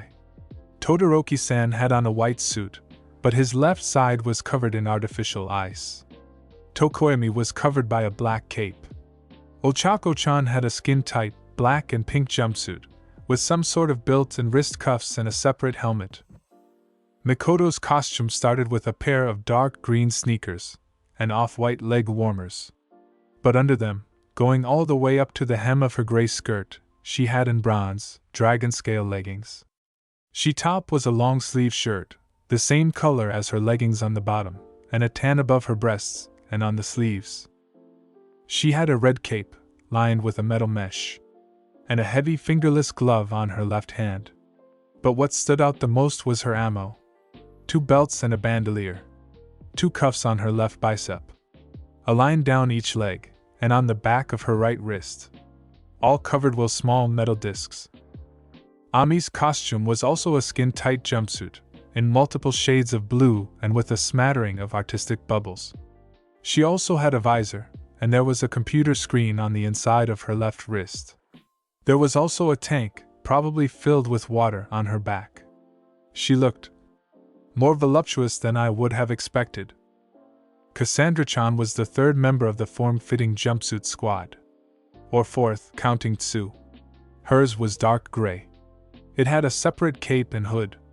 She had a jet black mask, gloves, and over-the-knee boots, plus a matching belt and additional strap across her chest. Amo-chan was wearing a jumpsuit as well, hers blood red. But she also had a silver, armored breastplate, pauldrons, gauntlets, and the piece of armor on the outside of the hip and thighs that I didn't know the name of. She also had one of her swords out, the fancy medieval longsword that matched her uniform. Yaoyorozu-san was wearing heavy, reinforced leather jacket and pants in light gray and red. Still very form-fitting, but too thick to call skin-tight. And she had a matching motorcycle-style helmet. But her uniform was covered in zippers. She looked like she could quickly and easily expose her stomach, cleavage, upper arms, or thighs. But for the moment, she was fully covered, except for her hands. Kyoka-chan was wearing heavy, dark blue jeans, with an artful set of white bleach splatters. She had a red shirt, emblazoned with earphone in romanji, and a few deliberate rips that showed the edges for her black sports bra. She was also wearing a pair of heavy, black leather, steel-toed, work boots. But most importantly, she had a heavy, black leather duster with metal plates all down the front and back, 1 column on either side of the zipper in front and 3 in the back. At a closer look, each panel was an armored speaker. They say the clothes make the pros, and behold, ladies and gentlemen, you are the proof, All Might proclaimed. I didn't think it would be so tight, or revealing. Ochako-chan sounded embarrassed. I think you look good, Ochako, Tsu said. Right, Izuku? Oh yeah, I agreed sheepishly. All of the girls looked pretty sexy, well, except Kyoka-chan. She seemed to be resistant to that, but even her costume had its charm. "Hey, Ami." Ashido-san slid over and started deliberately eyeing the hydrokinetic. "You didn't look quite so curvy in your underwear." Many of the guys went red and started staring. "I'm not." Ami-chan blushed. "My costume has a layer of water in it. I plan to use it as a reserve and to harden it for defense. Though I realized thanks to Izuku-kun that I might be able to use it to enhance my physical abilities, too. But the costume company decided on their own to make the water layer thicker in certain places." "Alright." All Might called us to attention. "Now that we are all here, you might be wondering why we are set up like this. Well, that is to test your flexibility. You see, pro heroes are often thrown together at random. So today we have Class 1A. He waved his left hand towards Aizawa-sensei and us. "And Class 1B. He gestured towards Vlad King-sensei and the other side of the tarp with his right. I couldn't help myself. Again. My curiosity got the better of me and I whispered, "Clairvoyance." My vision shifted outside of my body. I intended to move my perspective over the barrier and get a look at the other class. I never got that far. There was an unfamiliar person mingling with our class. She had silver hair, like actual metallic silver, running to the middle of her back. Her eyes were deep bronze, also metallic. Her features were sculpted, high cheeks, thin straight nose, full lips. She was frankly gorgeous, easily better looking than any other woman I had ever met. And she had an amazing figure. Curved and yet fit. It would have made most models jealous, and other than height, didn't lose out to any of my already sexy classmates. And it was easy to tell, since she was completely naked. My brain tripped, and my clairvoyance broke.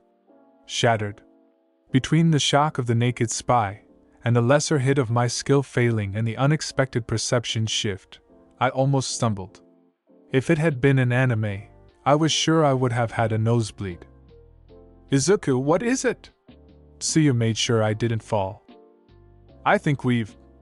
I trailed off. I couldn't see her anymore. But I realized something. Where she was, there was a familiar pair of floating gloves and shoes. "Never mind," I said. "I thought the other class might be spying on us, though I was going to do the same thing. But I was just sensing Hagakure-san. The two classes will be splitting into teams on 2. All Might Sensei continued, either not noticing or not acknowledging us. "Each of you will select a ball from these boxes," he explained. "They are labeled A through T. Whichever person in the other class has the same letter, they will be your teammate for the exercise. But you will not find that out until it is your turn. After everyone has a ball, your respective homeroom teachers will take you to your respective waiting rooms. They will be making sure there are no attempts to cheat." He glanced at me when he said that, though it might just have been a precaution, rather than an admonishment. "Then I will call 2 teams at a time, for the exercise. You will be competing as heroes or as villains. The exercise is simple. The villain team will have a base in one of these buildings. And they will have a mock bomb. Each team will have 5 minutes to discuss your powers and strategies. That time will end when I activate the timer on the bomb." He held up a box with a digital timer and a large red button. "Heroes, you have 15 minutes to find the bomb, and press the button to disable it. Villains, you must keep this from happening. In addition, you will each be given this capture tape. If you can wrap it around both of an opponent's wrists, that opponent is out. Of course, you can also win by capturing both opposing team members. And no removing the tape once it is stuck. Other than that, anything goes. Well, almost anything," he quickly qualified, glancing at Ami and me again. "You cannot destroy the bomb. Villains, if you destroy your bomb, it stops working, and your nefarious scheme fails. Heroes, if you destroy the bomb, it goes off. And of course, this is a lesson. Seriously injuring your classmates is grounds for immediate disqualification and potentially further punishment. Each team will be given earpieces, so you can stay in contact if you decide to split up, but also so that we can monitor you. And when you are done, you may choose to either return to your class's waiting room, or join me in the monitor room. Either way, all 3 rooms will show the exercise, and you will be reviewing and discussing the results for tomorrow's Hero Studies class. Wait, so those guys get to review with All Might? An imperious voice demanded from the other side of the tarp. What about us? As Tuesday is my normal day with Class 1A, Aizawa-sensei and I will be reviewing with them. All Might explained, unconcerned. Class 1B will be reviewing with Vlad King-sensei, with the help of Midnight-sensei. I guess that's okay, the angry student mumbled. Okay, everyone line up so we can get your team assignments. As All Might-sensei said that, Aizawa-sensei and Vlad-sensei jumped off the platform, Vlad-sensei out of view. Aizawa walked over and stood next to the box, watching us. I looked at the small plastic orb that would determine my fate. Well, that might have been a bit overly dramatic. It was one school lesson. Everyone ready? All Might appeared on the middle of the 3 large monitors at the back of the room. There was an exit on the left side with the label Hero and on the right side of the room with the label Villain. So, for the first match, the Hero team will be Team O. I looked down at the matching letter. I wasn't sure if I was happy or not to be going first. I stood up, tossed Aizawa-sensei the ball, and walked over to the Hero door. And the villains will be Team M. My eyes widened as Sue hopped to her feet. Instead of throwing the ball, she handed it to Eraserhead. She nodded to me, and I returned it.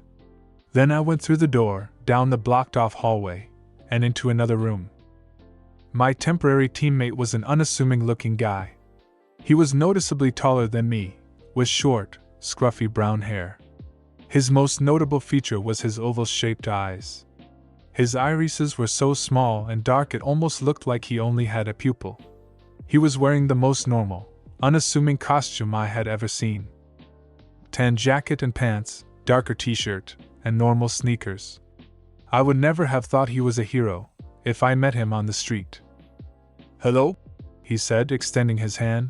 I'm Subiraba Kozai. Hello? I shook it. I'm Midoriya Izuku. Wait, the top scorer. Yeah, you are the guy from the video.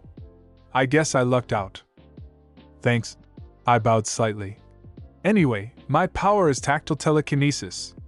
I can use it to boost my strength and speed, and to control things I touch. Though I'm not as good with that last part yet. That sounds pretty useful, he said.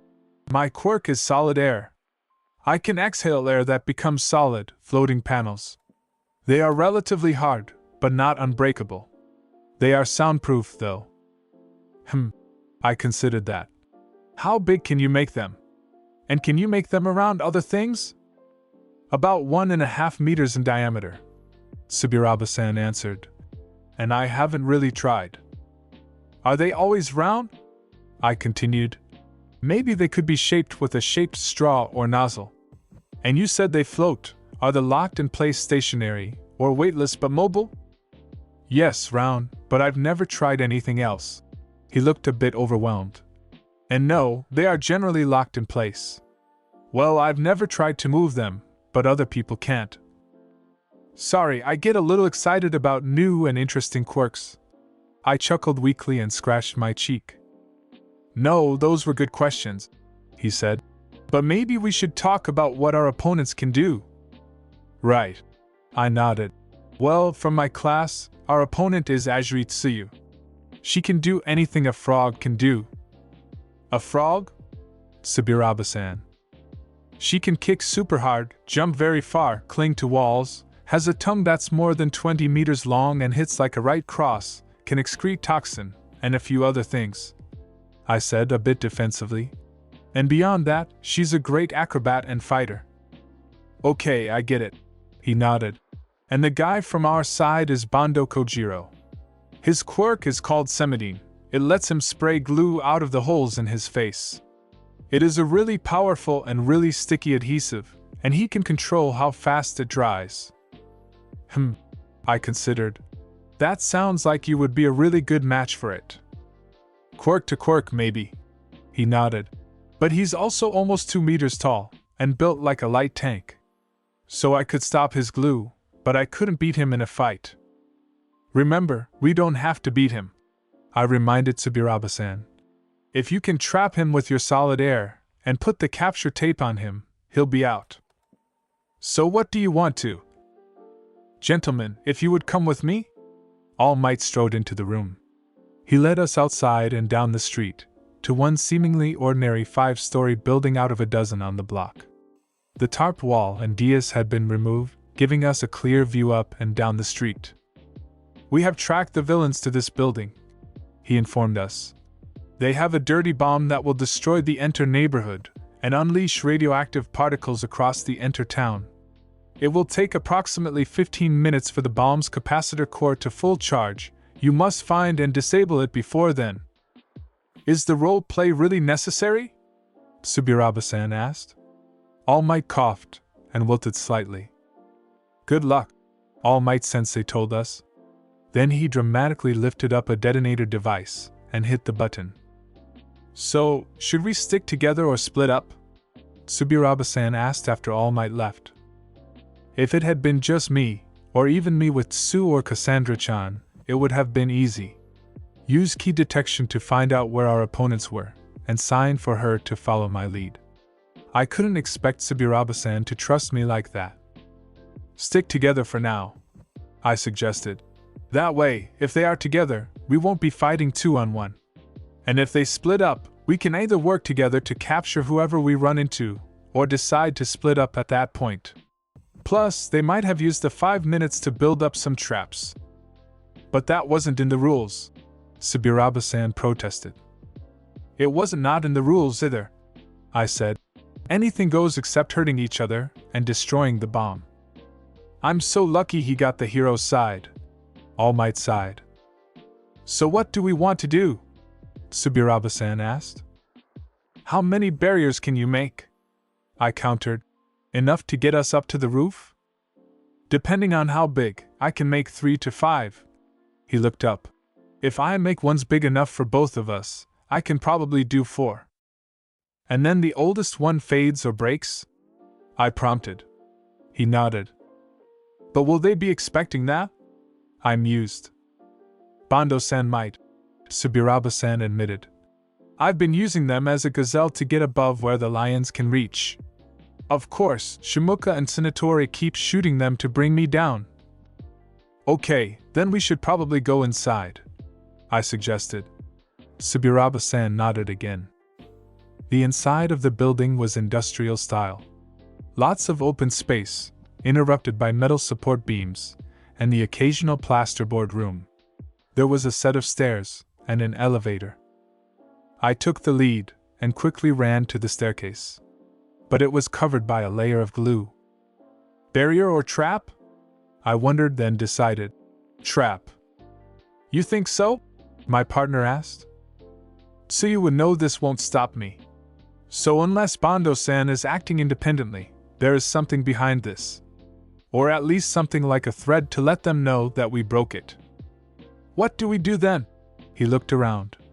I jogged over to the elevator. But if we use the elevator, they might notice, he protested. And that's if it is even working. I pried the doors open. Use your platform to get over to the service ladder, I said. And if you come across anything, let me know. I tapped my ear. He frowned at me. What are you going to do? Spring the trap. I smiled broadly. Be loud and obvious, and keep them focused on me. He grinned slightly, and then blew down. He jumped on the barely visible platform, and then onto the ladder. I pointed above the door. That lever will make the doors open. Then I let the doors close, and turned back to the glue barricade. I pressed my hand to it, to get a feel of its density and thickness. Drive 3, I declared. Utah smash! I brought a knife hand down, shattering the glue. Then spun to the side. Tsuyu dove through the gap, her glistening, unloved hands leading the way. She twisted around and lightly slapped me. -2 health. Status ailment resisted. Skill paralysis resistance, LVL1 unlocked. You knew I was there, she said as she bounced off a beam, landing facing me. Could you sense me? No, I shook my head. I just know you. Though, I grinned even wider. You never did want to spar. That might have been a mistake, Ribbit. Drive too, I declared, sliding forward and grabbing at her arm. Tsu dropped almost to the floor. Then her tongue shot up at me. I weaved out of the way. I tried to grab the appendage on the recoil, but she was too fast. Where's your partner? She asked, trying to sweep me at the ankle. Would you believe me if I said he's climbing up the elevator shaft? I asked. I focused my energy on my legs, hardening them with TK armor, attaching myself to the floor with tactile TK. Tsu's leg hit mine, but I didn't move. She was the one who cringed. -1 health. Maybe, Tsu admitted, launching her tongue at my nose and her fist at my knee. My partner expected yours would want to go up the outside of the building. I suggested it. I confirmed, taking the lower hit to my still reinforced legs and swatting her tongue wide. But he thought it would be too obvious. So which is it? She jumped up, aiming both her feet at my chest. Does it matter? I said, pushing her feet down and vaulting over her. You may trust me and the other way around. But there is no way we could expect our partners to trust us. If I say it is outside, and it is really inside, then your partner would have to believe I am lying. Of course, if you tell him I am lying, then Tsuburaba-san can just slip outside through an access hatch. And even more than that, Bando-san presumably is staying with the bomb. If he doesn't. Normally I like listening to you talk. Tsu frowned, and her fist connected with my jaw. But for now, just stop. -3 health. I took the blow for a reason.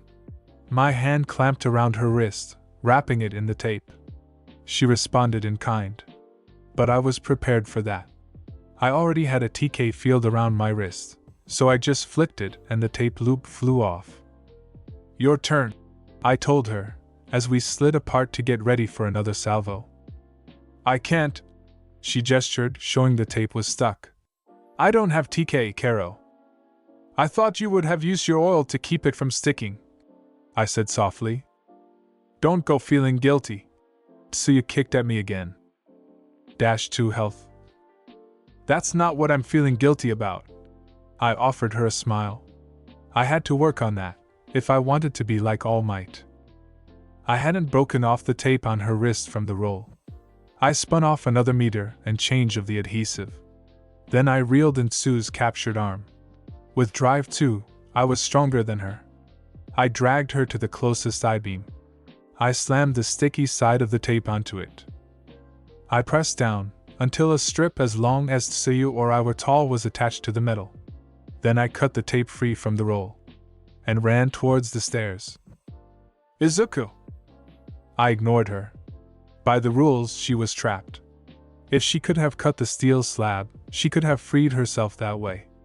And it would have been more fair to finish it. To keep sparring with her until I could get the tape around her second wrist. Only that would take time, and the hero team was on a clock. I plowed through the glue wall, wishing I could use my key powers. But the earpiece meant Subiraba-san would hear it. Not to mention almost everyone in both classes and Eraserhead and Vlad King. The second floor was a lot less open than the first, and I started searching the rooms. I got it. Subiraba-san's voice suddenly emerged. 4th floor, northwest corner. Both Bando-san and the bomb. He's barricaded himself in though. I'll be there in a minute, I responded. I abandoned my search and raced back to the stairs. Up 2 flights and then a hard left. The south side of the 4th floor, or what I saw of it, was divided into offices, while the north side was open. Or had been open, since there was now a mass of glue connecting the girders to the outer wall. Unlike below, the glue was not solid. Instead it had a number of arrow slits. Subiraba-san was carefully staying out of the way of those. 6 minutes left, he whispered to me. And any time I get too close, or give him too much a straight shot, He sprays his glue at me out of those gaps. Can you cover the arrow slits on that section with your solid air? I asked softly. Sure, but why? If his glue gets stopped by your air, it will fill in the slit. Then he won't be able to see or attack us. Plus, you said your barriers are soundproof, so it will be harder for him to hear us. Okay. Subiroba-san took a deep breath. Then his eyes focused on the wall, and he exhaled. I could barely see where his breath was expanding and hardening. I followed behind it. For a moment I saw Bando-san. Recognized him, having seen him in the halls and lunchroom. He definitely stood out. Then a tan liquid squirted out of the holes in his face. I caught the look of surprise, I think, on his face, as the glue hit the air wall and filled in the arrow slit. Now what? Subiroba-san asked. And what happened to your frog friend? I taped her to one of the beams. I explained. She's not strong enough to break the steel, so she's trapped. I looked at the wall again. And I only have one idea right now, and it's not a great one. What is it? I charge him. I looked at my teammate somberly. Break through the wall and go right for him. Make him focus on me. I'm not sure if my TK can stop a liquid from touching me, or can stop the volume he can produce. But if he has to give his all to stop me, I can follow behind you, Subiroba-san mused. Use my air to block anything that gets past you, and make it to the bomb.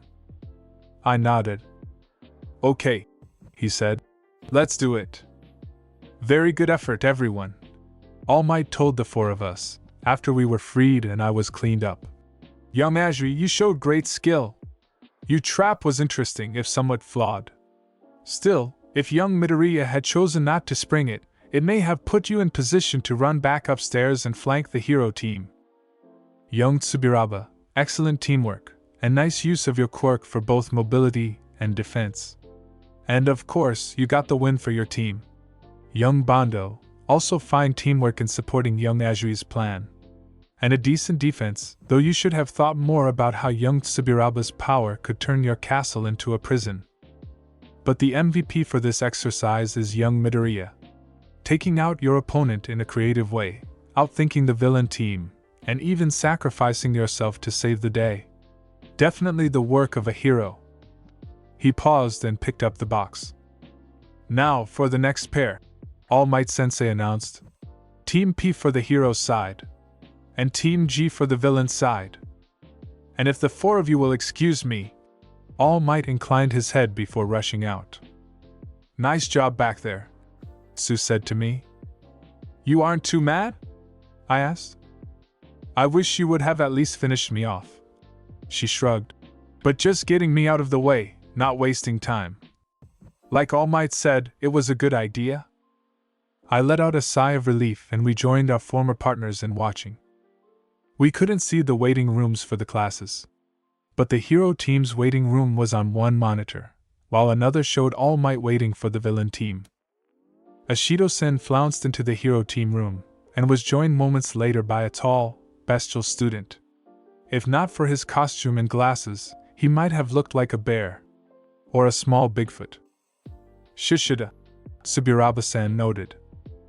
Ashido-san explained her acid power, and the other student introduced himself as Shishida Jiroda.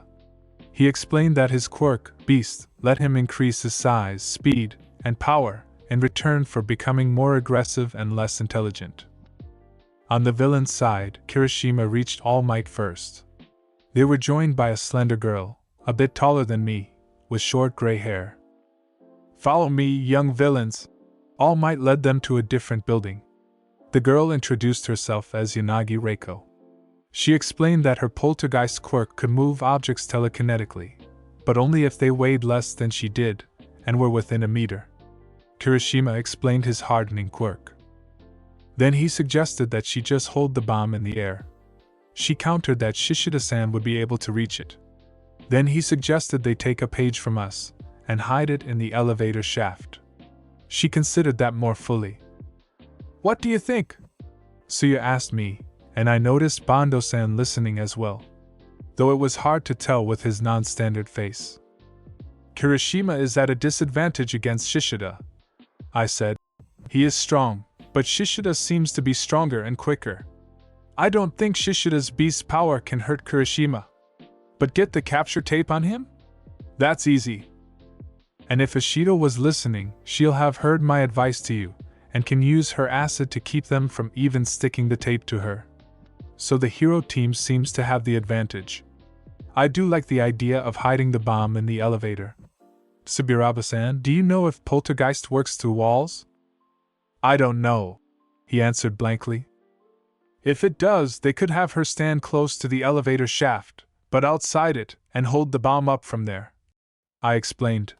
Though that does run the risk of Yanagi-san being forced out of range and dropping it. If it breaks from that, they would lose. A light hero team. All Might had escorted Ishido-san and Shishida-san to the building.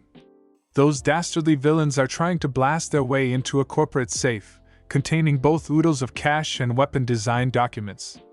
It will take them a few minutes to position the shaped charges. You have to stop them first. Your 15 minutes starts now. Do you think he is going to come up with a different backstory for every exercise? Suyu prompted, assuming her thinking pose. Chapter 16. We watched as Ishido-san and Shishida-san climbed up the outside of the building. Ishido hollowed out hand and footholds with her quirk. Shishida followed half a meter behind her. Kirishima-san seemed to be expecting that, because he was waiting for them, alone, on the 5th floor. Standing in front of the staircase leading down. The hallway was fairly wide, but the building's floor plan was more enclosed than the one we had fought in. The bomb's below us, he said. All you have to do is get past me. Why should we do that? Ishido-san asked happily. I can just melt through the floor. But you don't know where the bomb is, the red-haired boy countered. Or Yanagi-san.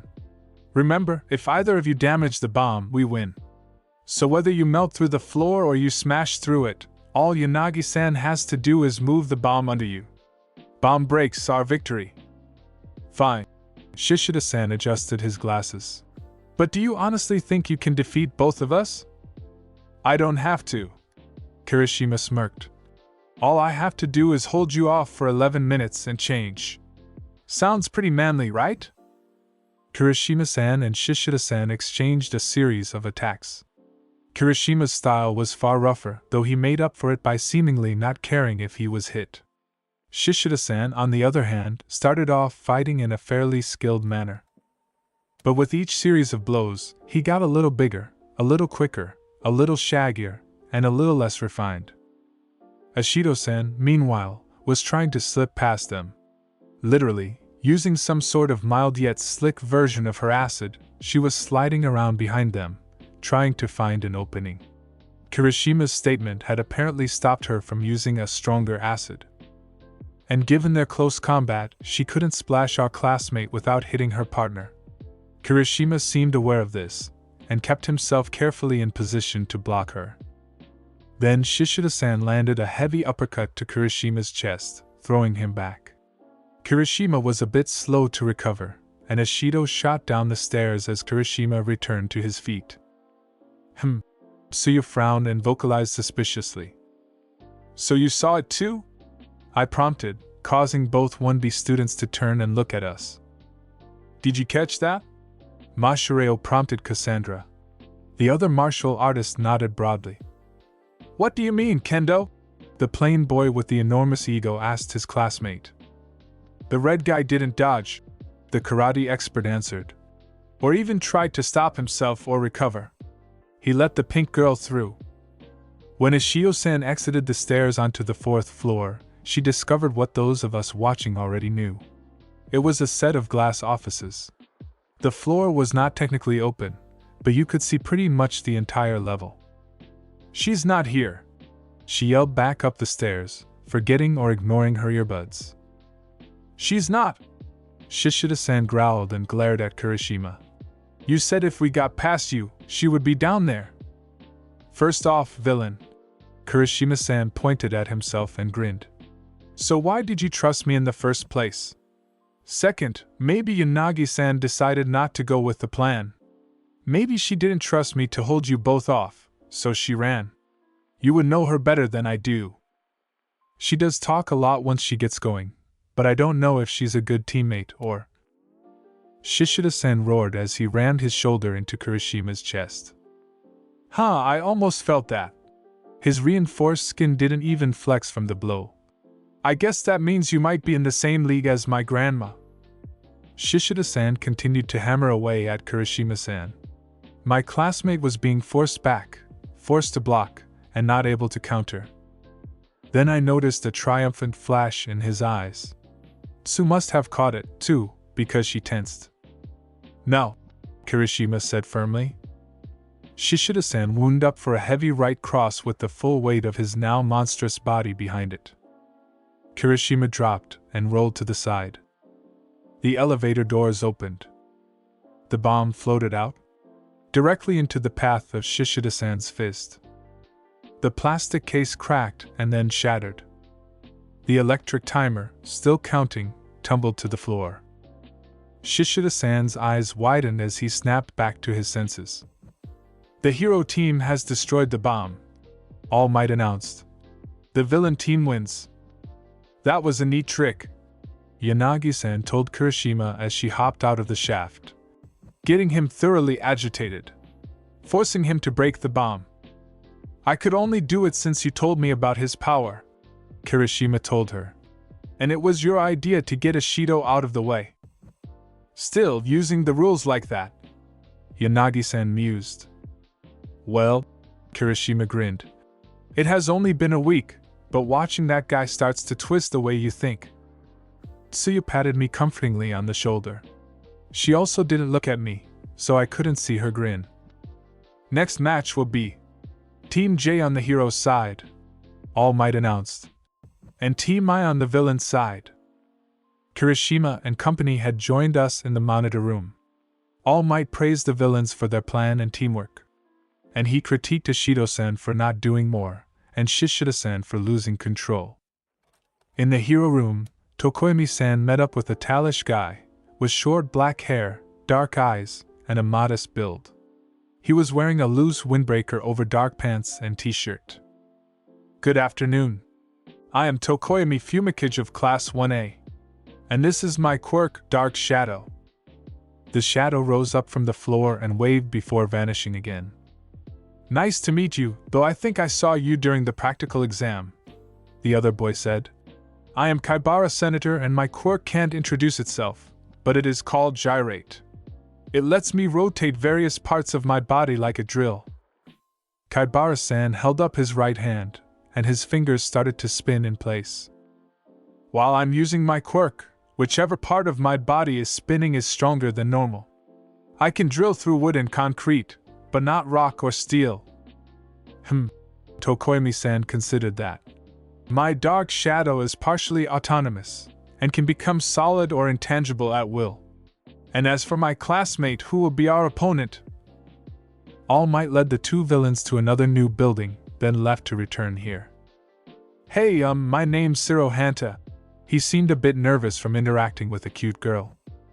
She was a bit shorter than me, and fairly curvy. She had long blonde hair, bright blue eyes, and a slightly equine nose that didn't detract from her overall cuteness. The horse hooves instead of feet and short horse hair tails cemented her look, though the single spiral horn in the center of her forehead made her more unicorn than generic horse. She was wearing a leather dress and full-length pants underneath. She had stirrups on her pant legs at the ankle, and wore a headset and harness reminiscent of a bridle and saddle. My name's Tsunatori. A plane passed overhead, and I missed her given name in the roar. I decided to ask Cassandra if she had been able to read it off the girl's lips. But everyone call me Pony, she continued. I sorry if my Japanese not good. My father is Japanese, but we not speak it much at home. I am from United States. Oh, and my quirk called Horn Cannon. The pointed horn shot off her head, and then circled around the room. A new horn grew back in its place almost immediately. I can shoot up to 10 horns, but only control the last 3, she continued. But I getting better before I come to UA, could only control last 2. And after shoot 10th horn, take longer time to grow new one. That could make things easier. Zero-san reached up to squeeze his chin, forgetting about his helmet. See, my quirk is tape. I can shoot a pretty strong tape out of my elbows. I don't know if there's a limit to how much I can shoot at a time. If there's, I haven't found it yet. Unfortunately, I can't control it after I shoot it. But your horns could. You could attach it to your horns, and then wrap our opponents up. Based on lions and gazelles, a couple layers should be able to hold dark shadow. Of course, at that point Zero had mainly seen dark shadow on a bright sunny soccer pitch. None of us had seen it go berserk in the dead of night. Later, however, after Zero strengthened his quirk and got some of May's babies, he reached a point where 4 wraps of his tape could hold a midnight rampaging dark shadow. For a minute or 2. Or until shadow calmed down enough to just go intangible. Sinatori pursed her lips and narrowed her eyes and thought. I not know how your tape work on Kaibara-kun. His arms spin like drill. As they kept talking, All Might Sensei fetched the hero team and brought them to the building. Brave heroes. The symbol of peace proclaimed. We have tracked a duo of dastardly villains to their hideout. They are currently powering up their seismic agitator, which will cause Mount Fuji to erupt, connecting Honshu to the Korean peninsula. Which might be useful, if it wasn't for the massive destruction it will inflict in the process. You must stop them before the machine reaches full power. Good luck. It looks like he really might have a different scenario for each group. Bando-sen answered Sue's prior question. Going through the front? Kaibara-san suggested. Shadows are strongest in the dark, Tokoyami-san remarked cryptically. They didn't have time. A window shattered above them. Zero-san swung out and down the side of the building, letting out an incoherent battle cry. Sinatori-san was clinging to him tightly, but her screams and tears made her seem less enthusiastic. Ah, Dark Shadow and Drill Man, Zero-san announced grandly as they landed. You have come to stop us. But you are too late. Our plan for the Great Japan/Korea Highway will finally be realized today. Good improvisation. Kirishima grinned at the monitor. I thought Tokoyami-kun was the biggest Chuyuni. Sue groaned. Well, it is part of the lesson, I said sheepishly. Given the current state of the world, Yanagi-san interjected. Can anyone be called Chunibu if they aren't claiming to have actual magic? That got a round of nods and a weak chuckle from me. Unaware of our commentary, Zero-san pointed one elbow at each member of the hero team. Strips of cellophane shot at each of the other guys. Both Tokoyami-san and Kaibara-san dodged. Despite looking a little green, Sinatori-san fired 2 of her horns. They skewered the tape, and then circled back. Tokoyami-san launched Dark Shadow, but the shade looked thinner than usual. The horn dragged the tape away from it. It began to wrap Tokoyami's legs. Dark Shadow pulled back, and began to claw at the tape, as did Tokoyami himself. But they were not strong enough, and just got more tangled up. Kaibara-san's arm began to spin at the elbow. He jumped back. He swung his arm down at the tape, just behind the horn. Sinatori's missile kept going, with just a small banner behind it. Unfortunately for Drill Man, the other end of tape stuck to his arm. It wrapped around the limb. Until it was taut, where the pull of the wrapping had slapped the tape into his back. Zero-san let that strip go. Then he fired another one, and a third horn carried it back towards Kaibara-san. At the same time, Zero charged Tokoyami. Though Tokoyami was now thoroughly bound, Dark Shadow had phased through the tape, and rose up to defend its master. Zero-san cut off the tape entrapping Tokoyami-san, and took out the capture tape. Dark Shadow was carrying it too. Zero dove towards Tokoyami. Dark Shadow tried to cut him off. Zero shot out a line from his unoccupied elbow. He pulled himself to the side. Dark Shadow fell past him. The tape from Zero-san's right elbow finally seemed to run out, but by that point Kaibara-san was looking almost like a mummy from the neck down. His forearms had been spooled by so much of the cellophane that he almost looked like that old American comic strip sailor. Tsunotori-san cautiously approached him and bound his wrists with the capture tape. Then she put a strip around his waist and arms, just to be sure. Zero-san and Dark Shadow had each captured one opponent's wrist, and Zero looked to be cornered and out of tape. Then two spiral horns tore through the specter, giving Zero enough time to seal Tokoemi's other arm. "Villain team wins," All Might Sensei proclaimed from the front of the room, the speakers carrying his voice to the rest of the training arena. "And no major injuries yet," Recovery Girl said as she entered the room. "Though it appears I will be needing a lot more solvent." All Might declared a short break, so that Tokoemi-san and Kaibara-san could get cleaned up without missing the next match. After they joined us in the monitor room, he went back to the lottery box. "So is everyone going to come here?" I wondered, instead of going back to the waiting rooms. "You and All Might Sensei are better commentary than Aizawa Sensei," Zero told me. "I think he might have fallen asleep. And we don't want to have to listen to Monoma gripe," Subiraba-san offered. "Next we have Team A as the heroes," All Might announced. "And Team D as the villains." Then more normally to the rest of us, he added, "Be back in a few." He met the two villains, Mizuno Ami from our class, and from 1B, a short, stocky boy with gray hair. He was wearing a black jumpsuit with a high collar and white belt. I wondered if he was a fan of the old series DBZ, because he had what was basically a scouter over his left eye, and what looked like the dragon radar on the bag of his right hand. "This will be your base, young villains," All Might told them. "The bomb is just inside the door. You have until the timer starts to prepare." "Good afternoon." The young man bowed to Ami-chan. "I am Shota Nirenjiki. I call my quirk Twice Impact. It allows me to cause an attack to repeat, and the repeated attack is roughly twice the strength. I am Mizuno Ami. My quirk is Ice Water. I can control both ice and water, and the closer it is to zero, the better. May I ask, how does your quirk work? If I were to bash the wall with water using 5 newtons of force, then pull the water back into my tank, and you were to repeat it, what would happen? Would more water appear?" "No, the wall would just be hit with a 10 Newton impact." He shook his head. "There's no visible source." "And what is your range?" Ami asked. "Both distance and time." "Any attack I can see happen," he answered. "And I must repeat it within 7 seconds. Ami considered that. So did I. And Shota-san frowned regretfully. "Unfortunately, my quirk is not really suited for this." He inclined his head. "If we did not need to hold back, it would be different matter." "Actually, I may have an idea," Ami said carefully.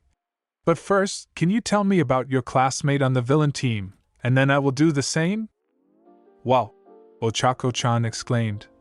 "You look like Greek goddess." The other girl was about the same height as me. She had flowing white robes and an elegantly sculpted face. Her hair was what stood out. It was set of waist-length, thorny vines. The vines fluttered and she blushed at Ochako's compliment. "Oh, sorry." Ochako's ever-present blush deepened. "I'm Uraraka Ochako, from Class 1A. "Oh, you knew that." My quirk is zero gravity. I can make things I touch weightless, and then when I put my hands together, they go back to normal. I kinda wish we were on the villain team, because I could just float the bomb out of reach. Unless Mizu. Ami-chan can lift herself. So yeah, the villain from my class is Mizuno Ami, and she is a really powerful hydrokinetic. Sorry again. I'm a little excited and nervous, so I'm kinda babbling. No, that is fine. The plant girl smiled kindly. I am Shiozaki Ibara. As you might have guessed, my vines are my quirk. I call it vines, and I can grow them, and control them. I can also detach them, but I can no longer control them after they are detached. Can they absorb water? Ochako-chan asked. I haven't tried. All Might escorted Ochako-chan and Shiozaki-san to the building. Thank you for coming, he boomed to them. We have tracked a pair of thieves to this building. They have stolen a thermal negator. If it is not deactivated, it will reduce everything in a 20-kilometer radius to within a few degrees of absolute zero. Needless to say, that would be a destructive and deadly result. You have 15 minutes until we reach. The whole time All Might Sensei was talking, the building behind him was shaking. He trailed off at a particularly large boom. And in the monitor room, we were watching Ami-chan and Shota-san in awe. Alright, go. All Might ended his exposition prematurely. The ladies ran forward and pulled the doors open, which was fortunate for them, because if the doors had opened inwards, they would have been stuck. Inside, the entrance was covered almost to the top of the door in a layer of dripping wet rubble. They quickly hollowed out an entry using their powers, Ochako making the rubble lighter, and Shiozaki-san pulling it out with her vines. Only to find the entire floor was covered with debris, and the inside of the building had been hollowed out. The floors and rooms of the second, third, and fourth levels had been knocked out and compacted. Only the support beams were left behind. There was a gap in the fourth floor ceiling, where the stairs up had been. What do we do? Ochako asked. Try to go up in here, or go up the outside? My vines can reach, Shiozaki-san said. But I suspect that your Mizuno-san will just knock them down, with Shotokun's help. Can you make us both weightless, so we can float up? I can't, Ochako said hesitantly.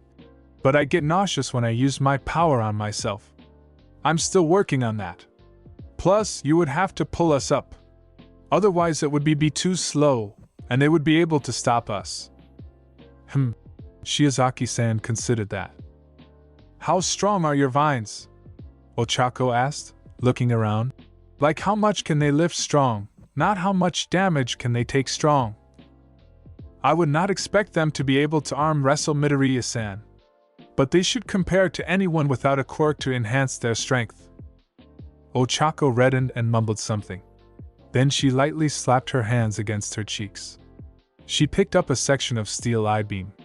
It had to have weighed 30 kilograms, but I noticed she deliberately touched it with all 5 fingers. Also, the edges were incredibly smooth, having been cut with a water jet and an enhanced copy of said spray. If they want to hollow out the building, Ochako smiled dangerously. Maybe we should help them. She extended the weightless metal to Shiozaki-san and said, Would you please use a couple of your vines to throw this at the ceiling as hard as you can? Shiozaki-san nodded. Her hair wrapped the beam chunk and spun it out like a sidearm fastball. The metal slammed into the wooden panel, heavily cracking it. Then the beam just floated. Why did that work? Kirishima looked confused. Even if it doesn't have weight, it still has mass, I explained. Like even if you were floating in deep space and fired a gun, the bullet would be weightless but would still have force to damage something. The fact that it doesn't have weight just makes it easier to accelerate. It doesn't decrease the impact. Release. Ochako-chan clapped her fingertips together, and the improvised missile fell. How many of those do you think you can throw at once? My classmate asked, looking like she was trying to count how many vines there were on Shiozaki-san's head. That was a dangerous plan, young Uraraka, All Might said, once we were all gathered. You could have injured Mizuno or Shota, or destroyed the bomb. I was confident that Amiken and Shota-san would avoid falling, Ochako said, and Shiozaki-chan could catch them if they didn't. We did catch the bomb, the plant user added. Yes, which is why you are the MVP for this round, young Shiozaki. All Might Sensei nodded. Using your vines as a slingshot, catching the bomb without damaging it, and deactivating it. It was Uraraka-chan's plan, Shiozaki-sen reminded him. As collapsing the lower floors was young Mizuno's. All Might lectured grandly. But simply having a plan is not the same as executing it. Okay, let's begin the next round. The hero team will be Team S, and the villains will be Team H. Can I ask you something, Ami-chan? Sue prompted. Of course. The hydrokinetic smiled tiredly. How did you do it? Sue asked. I mean, I know basically how a water jet works, and that Shotokun's power made it a lot faster. But how did you know what you could cut, to avoid bringing the whole building down? By the thickness of the beam, Ami-chan explained. By how they were connected, and also by the sound they made when we hit them. Then the bluette turned to me. What you have done, me? Izuku-kun? I'm not sure I wouldn't have done the same thing, I told her. Though I guess I might have hidden the bomb in the rubble? It's Momo-san, Ochako-chan exclaimed, looking at the villain monitor. With her was a boy who looked like a mantis. Or at least a mantis with green hair, human hands, and a black cloak. But his cloak was rougher than Tokoemi's. Hello? Yaoyorozu-chan bowed to him. I am Yaoyorozu Momo, and my quirk is creation. I am pleased to meet you, please take care of me. The other student looked flustered by Yaoyorozu's attractiveness and her formalness. He switched from the rougher or to the more neutral Boku. Am Kamakiri Tagaru. My quirk is razor sharp. It lets me extend strong, sharp blades from my body, but I mostly do my fingers or forearms. Just, what does creation do? I can convert my lipids into other items, as long as I understand them and have enough mass to work with. I can create chemicals if I understand their makeup, and machines if I know their structure. Huh. Kamakiri-san grunted, impressed. Then he coughed and asked, So, do you have any ideas for what we can do for the exercise? Please do not change how you talk on my account, Yaoyorozu reassured him. And I might. How precisely can you cut? Damn, that's cool but freaky. Awaze Yosetsu told Shoji-san as my multiple-armed classmates spawned an additional eye from one arm, and a full leg from another. No offense. I've been called worse. Shoji-san shrugged off. What does your quirk do? Awaze Yosetsu was taller than me but shorter than Shoji-san, though his spiky black hair made him look taller. He wore a loose-fitting jumpsuit with pauldrons. He had a belt with random bits of wood and metal strapped to it, and a pair of small bags slung across his back. Weld? It does just what it sounds like. I can weld shit together, just by touching it. He took one of the blocks of oak, and a tube of copper or brass. He touched them together. There was a flash of light at the connection point. Then he released the metal, and it stayed connected to the wood. He handed it to Shoji, who tested the bond. Unfortunately, it's a one-way deal, and it's a pain in the ass to get them back apart. Still, Shoji-san finally separated the bits, though the wood broke at the point of contact. Mac would have loved to have a quirk like this. Mac? Is that some hero? No. Shoji-san shook his head. Just a fictional character I liked when I was younger. It is from a long time ago. I'm not surprised you don't know it. Greetings, young heroes. All Might burst into the room. Please come with me quickly. He led them out of the room, talking quickly. A pair of villains have assembled a device they call Heaven's Dark Arbiter. Even given that villains tend to give their devices frightening and hyperbolic names, it still sounds like something we do not want activated. Even though we don't know what it does. Good luck, All Might Sensei concluded, before vanishing in a flash. Go in the front? Shoji-san prompted. Awaze-san nodded. They quickly moved inside, but a cursory look showed the first floor was empty. This building had both an elevator and 2 sets of stairs. Shoji-san and Awaze-san chose the northern staircase, and proceed up. The second floor was a mostly open floor plan. It looked like an old living room. There was an entertainment case with no electronics, a set of moderately damaged couches and easy chairs, a few low tables, and rugs scattered over a cheap wooden floor. There were also boxes. On the floor, on the furniture, pasted to the walls, pasted to the ceiling. One half-heartedly tucked behind a love seat. I counted 17. They were made from particle board and floor paneling, secured by corner clips. They varied slightly in size, but were roughly square and about 750 centimeters on a side. Though the sizes weren't all the same, all the sides were smooth and perfectly rectangular. "What the hell?" Awase-san demanded. "Decoys," Shoji said, a frown in his voice. "They want to slow us down. After Shishida-san's actions, we know we have to be careful. If we just smash the boxes, and one does have the bomb. But if we waste time searching them, it would be easy to run out of time." "So should we ignore the boxes?" Awase-san said thoughtfully. "Just find and capture them?" "That may be for the best." Shoji nodded. They hurried up to the third floor. That level was divided into a number of offices. And there were more of the boxes. They kept going, and the fourth floor was like the fourth floor in our building had been, open to the north and rooms to the south. And again more boxes. Shoji-san and Awase-san reached the fifth floor, and froze as if expecting a trap. Because Yaoyorozu-san was sitting on a folding chair, not 3 meters from the stairs. Her helmet was off, some of her zippers were undone, and she looked exhausted. When she saw them, she casually held out her wrists to them. "What is this shit?" Awase-san looked around cautiously for Kamakiri-san. "He isn't here," she told them. "I do not know where Kamakiri-kun is.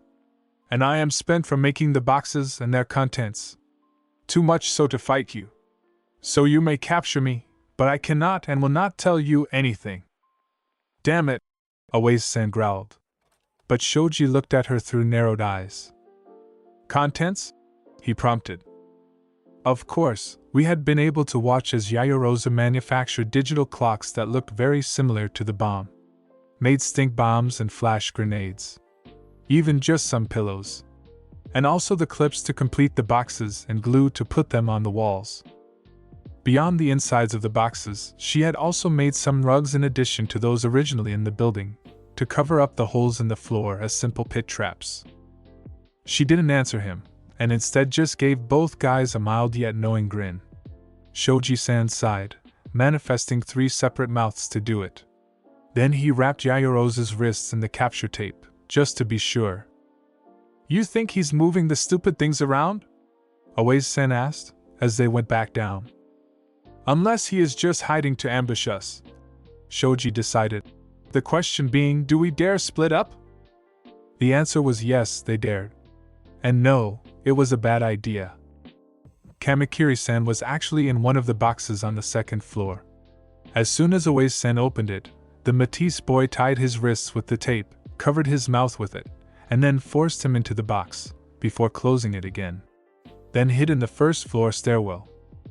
Unfortunately, Shoji ran out of time searching the fourth and third floor. So Kamakiri didn't get to fight him.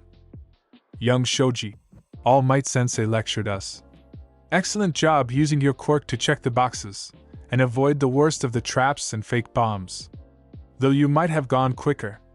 Young Kamakiri, you did an excellent job cutting the box sides to shape, keeping yourself hidden to watch the bomb, and capturing young Awase.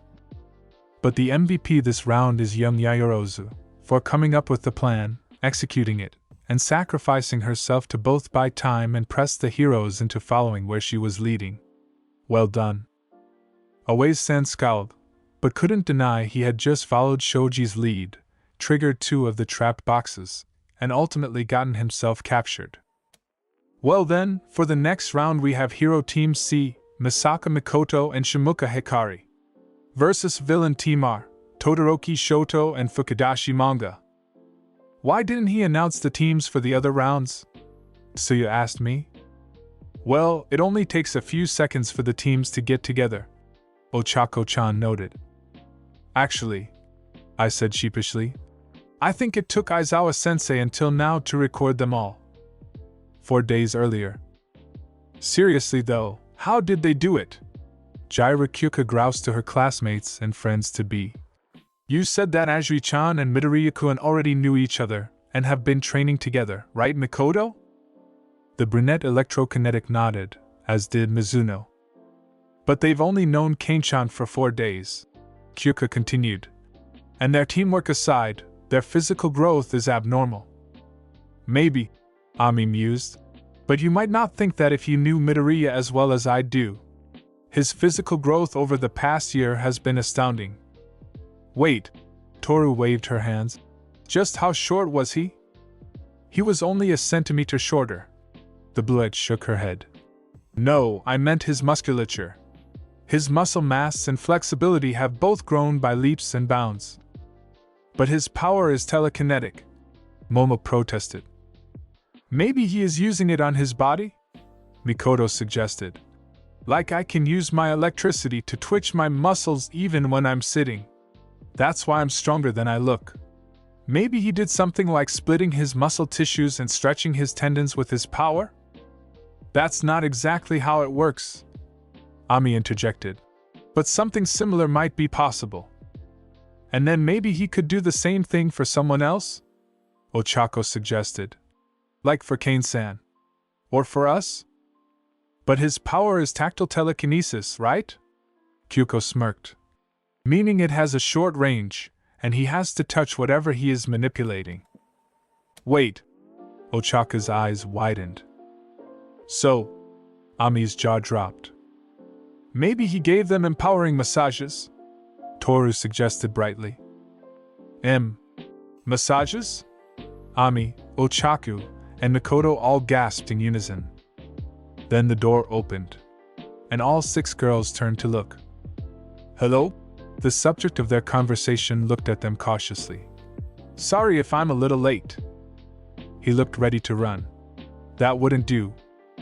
That's fine, Kyuka said, her voice dangerously smooth. Mikoto reached out for the door's metal handle and forced it shut. Chapter 17. I'm Misaka Mikoto. The slender brunette held out her hand and tried to suppress a dubious and annoyed look. I am Shimuka Hikari. The other member of Hero Team C shook Mikoto-chan's hand and bowed slightly. Shimuka-san was taller than Mikoto-chan, probably only a centimeter or 2 shorter than Yayoroza-san. Her hair was long, straight, jet black, and ran down to the small of her back. Her eyes were also nearly black, and larger than average. The rest of her face was a near-ideal blend of cute and beautiful. And she was slender in the waist and limbs, but had a bountiful bust and hips. This was blatantly obvious, as her black and white costume was not only skin-tight, but also of a much thinner material than anyone in my class or anyone I had seen from Class 1B so far. And Hagakure-san didn't count. Well, Mikoto-chan tried, and mostly failed, to not sound too judgmental as she looked her partner over. My quirk is called Electromaster. My body naturally generates electricity, though I can also extract and store it from other sources. I can control my electricity and also magnetism, and do a variety of things with it. I usually prefer the magnetic side, because it is more efficient than lightning bolts. That's why I have these discs as ammo, and carry around some iron sand. I can even manipulate electronics, though that is a bit tougher. What about you? I named my quirk Photon Halo. Shimuka-san held out her right hand. A ball of light floated above her palm, and a glowing ring appeared around her wrist. Because whenever I use it, these rings appear around my wrists. Though my little sister calls them brighter rings. My power is a form of photokinesis. I can control light. From a soft light like this, to a bright strobe to blind someone, a focus ray of super hot light, and even a short-range beam of coherent light. I pull light into my eyes naturally, giving me superhuman vision. When I need to, I can use my power to enhance my vision further. I can also surround myself in armor of light, both solid and heated. That is part of why I don't need an armored costume. But the main reason is my final power. I can connect myself to the light, and make a photon jump, basically moving to a place I can see, at nearly light speed. But it only works through gases, and the lighter I am the better. A heavy or bulky costume would mean fewer or shorter jumps. Even then, I still tend to be cautious making jumps. Hitting anything solid or liquid could seriously injure or even kill me. Okay, that makes sense, Mikoto-chan said, though I thought she still seemed a bit jealous. Then she blinked and forced it away. So, about our opponents. Wait, what exactly does your supervision cover? Todoroki-san had always seemed cool. To me at least, he was even harder to read than Tsu had been when I first met her. But now, the look of confusion on his face was pretty obvious. His new teammate was about average height and build. His costume was a black bodysuit, with a chest plate, greaves, and bracers that looked like old-fashioned ink bottles. He also had a tan leather belt with a variety of pouches. But what made him stand out was his head, or apparent lack thereof. Floating above where his neck should have been was a word bubble, like out of a manga. It didn't appear to be connected to his body. Even more oddly, there was what looked like a panel template from a manga floating in front of the bubble. 4 rectangular cells, all empty, on what seemed to be normal paper. I couldn't tell if either or both of the page and bubble were part of him or part of his costume. "Hello, I'm Fukidashi Manga," he told Todoroki-san cheerfully. "Nice to meet you, please take care of me." "Of course," Todoroki-san said stiffly. "I am Todoroki Shoto. A pleasure to meet you." "Thanks," Fukidashi-san said. "Oh, I guess I should probably take my mask off, to be fair." He reached up and peeled the panel paper away. "That was a mask?" Todoroki asked, frowning. "Yeah, I know," Fukidashi-san chuckled. "How many bubble-headed people are out there, that I need to conceal my identity? I should just go for a full hood. But it's not for that. You see, what I say or think can show on my face. Literally." As he said the last word, the matching kanji appear in the speech bubble for a few seconds. "And sometimes it happens even if I don't want it to," he sighed. "I'm still working on controlling it, especially when I am stressed. Let me tell you, it makes lying to my parents a huge pain in the neck. So, until I can fully master it, this mask makes it harder for my enemies to know what I am thinking." "I see," Todoroki-san said simply. "Right, so about my quirk. It's called comic, because it kind of makes my life like manga. See, when I say an onomatopoeia, the katakana appear in mid-air, and the matching effect manifests." "What's on a pizza?" Ashido-san pursed her lips. Ami and I glanced at each other, and I inclined my head to her. "It is a self-describing sound word," Mizuno explained. That didn't appear to clear it up for the pink-colored girl, so Ami-chan continued. "Like Naya or Wan, they are the sounds a cat and dog make, but the words themselves also sound like the respective vocalizations." "Oh, like bang or whoosh or pika." Ashido-san got it. "The matching effect manifests?" Todoroki-san parroted. It would be easier to show you," Fukidashi-san admitted. "If I had a piece of paper." Todoroki-san pointed his right hand at the table, and a thin sheet of ice appeared standing on it. "Oh. Okay, that works. So, for example, Shing." The matching characters appeared in midair, and the ice fell, sliced cleanly in half. "Or thunk." The piece of the ice still standing shattered as if hit. "Or fwoosh." In addition to the letters, a small flame appeared, melting some of the ice. "Interesting," Todoroki-san commented. "It's versatile," Fukidashi-san admitted. "But not that powerful. If that ice had been a couple of centimeters thicker, I couldn't have cut through it. And if I use my power too much, I get a sore throat." "Do you know onomatopoeia for misforming?" Todoroki-san asked. "Or for something freezing?" "I can swing both of those," Fukidashi-san nodded. "Why?" "Half of my quirk allows me to create ice. It is easier if there is more water in the air. So you can make a mist, I can freeze it. Also, you can use your power to make my ice harder. And in turn, the condensation around the ice should make it easier to have a dense mist." "Yeah, that sounds good," Fukidashi-san agreed. Even though All Might fetched Mikoto-chan and Shimuka-san, that 2 young ladies didn't really need him to show them the way. The villain team's building was wrapped from street to spire in a barrier of ice. From what I could tell, it was at least 1 meter thick, maybe closer to 1.5 meters. Well, All Might Sensei looked at the building thoughtfully. The villains holed up in here have captured the control module for an old Russian defense satellite. It will take them about 15 minutes to decode it, after which they will have access to 12 ballistic missiles, 2 of them nuclear. Weren't those all decommissioned a century ago? Ochako asked nervously.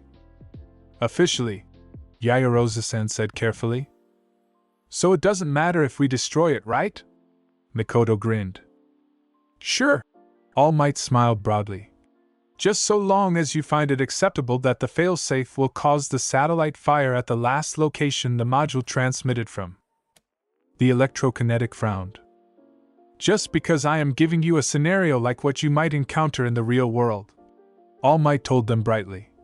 That does not change the rules of the exercise. We understand. Shimuka-san bowed slightly. All right. All Might gave them a thumbs up. Then let's get started. It only took All Might a few seconds to return to the monitor room after hitting the button to start the timer. What are they doing? He asked us after he returned.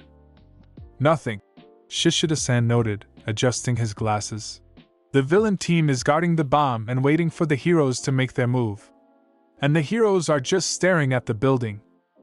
Not even staring, Yaoyorozu-san added. Shimuka appears to be using her powers, as her eyes are glowing. But Mikoto-chan's eyes are closed. Oh, I suddenly realized, and every turned to look at me. What is it, young Midoriya? All Might asked. She's searching for the bomb with her power, I explained. She can detect and to a degree control electronics, right? And from what I've seen, that building is like the one we had and the others. So there isn't anything electrical in there except the wires and the lights. Oh, and the cameras, I guess. So if she can filter out them, she will know exactly where the timer is. I didn't blush, but only because of Gamer's mind. I felt the weight of their stares and added weakly. Or at least that's what I would try, based on what she said about her powers and what I've seen. Ami and Yaoyorozu both nodded, and Shishida-san looked thoughtful. I suspect Hikari-san is doing something similar, the beastly boy added. She can draw in photons, to see at greater distances and even partly around corners. This building's layout is fairly open, and the ice does not look terribly opaque, so she may be able to see them. Everyone else looked at the monitors. The floors currently showing were empty except for the elevator and stairs. Todoroki-san and Fukudashi-san were on the 4th floor, fairly close to one of the front windows, so they could use their powers. The bomb was between and slightly behind them, on a folding table. So are they trying to figure out where to go first? Kirishima prompted. No, I don't think so, I said. That doesn't seem like Mikoto-san's style. The slender brunette raised her hand. From what I could tell, she was pointing right at the bomb. A tracing shot out from her hand marking the ice. I concur, Shimuka-san agreed. She pointed her palm at the ice, and a projection appeared on it. 2 human outlines in red, and a blue box at the same point Mikoto-chan had indicated. Great! The electrokinetic's eyes snapped open, and she grinned triumphantly. Mikoto snapped one of the discs off her bandolier. Hey, Todoroki! Didn't your mom ever tell you not to underestimate a Tokuwadai girl? She flipped the coin into the air. Lightning crackled down her arm. The coin dropped in front of her waiting thumb. She flicked it. Straight at the bomb. The building shook for a moment from the sound of the sonic boom. Then from a hole, the size of a car, shattered in the ice. A smaller gap appeared in the brick face. Then the ceiling. Then the next floor's ceiling and the ice above it. She had aimed for the projection of the bomb on the outside of the building, so the railgun passed above it. Todoroki-san looked surprised. And a pair of exclamation points appeared on Fukudashi's face. You didn't say she was that strong! The speech bubble mimicked his words. She hasn't shown that power, Todoroki explained, even as he raised his hand and filled in the damaged barricade. Wasn't he paying attention in the quirk assessment? Yaoyorozu prompted. We didn't actually see what happened to the softball, Ami offered. Most of us were more worried about what we were going to do, how we were going to survive, Sue said. Izuku wasn't. Ochako smiled at me. Well, I have always been a bit obsessed with quirks and how they work. I waved it off. Boom! Mikoto punched through the ice again, this time aiming just to the right of Todoroki-san's head. Both boys flinched. He quickly restored the barrier, and this time made it thicker. Do you really think that is going to work? Mikoto grabbed a third fake coin. Clang! This time the railgun bounced off with the sound of metal striking metal, and the actual word clang appeared next to where she hit. Nice! She grinned. A team defense. Maybe I can stop holding back. More than one person in the room shuddered. I didn't, but only because I knew her a bit better. But Mikoto glanced quickly over at Shimuka-san, her expression more serious. The other girl nodded, almost imperceptibly. It was only then that I realized the photokinetics back was glowing, visible to the cameras but not to the building. And the rings she described were barely visible around her wrists, due to the bright sun glinting off the ice. Try this. Mikoto took 3 of the discs off her left sleeve. She flipped them all into the air. And as they came down, she flicked each one in rapid succession with her first 3 fingers. I know it was more about her power than actual coordination or dexterity, but it still looked pretty cool. Gatling railgun! Clang! Crick! The first one was met with another onomatopoeia. Only this time, the eyes still cracked slightly, despite Fukidashi-san's reinforcement. And there was barely any time to notice that, before the second and third shots hit. Not enough the time for Fukidashi-san to shout again. The second punched a slightly larger hole through the ice than the first few attacks had. The third widened the breach further. Then, Shimuka-san was gone. A blink later, she was standing right in front of the bomb. She tapped the button. She turned back around. And she vanished in a flash, reappearing next to Mikoto-chan. Hero team wins, All Might proclaimed. Was it a ploy from the beginning? Todoroki-san asked Mikoto flatly, once the 4 of them had joined us. Don't get me wrong, Mikoto-chan scowled. I am more than a little ticked at how badly you looked down on us. Thinking that wall would stop me or Hikari-chan, and only using half of your power. At the very least, you could have created a smoke screen to block my vision, Shimuka suggested evenly. But yeah, Mikoto grinned. The plan was always for me to give Hikari-chan a straight shot to the bomb, and to buy her time to build up for the jump. That does make it less exhausting to slowly gather a sufficient mass of photons, so to speak. Shimuka-san inclined her head to Mikoto-chan, rather than pulling them in immediately. And it was a good plan, young Misaka, All Might proclaimed, making you the MVP for this match. As he turned back to the boxes, Todoroki-san continued to stare at Mikoto-chan. Do you have an issue with me? He finally asked. You mean aside from how cold and smug you are?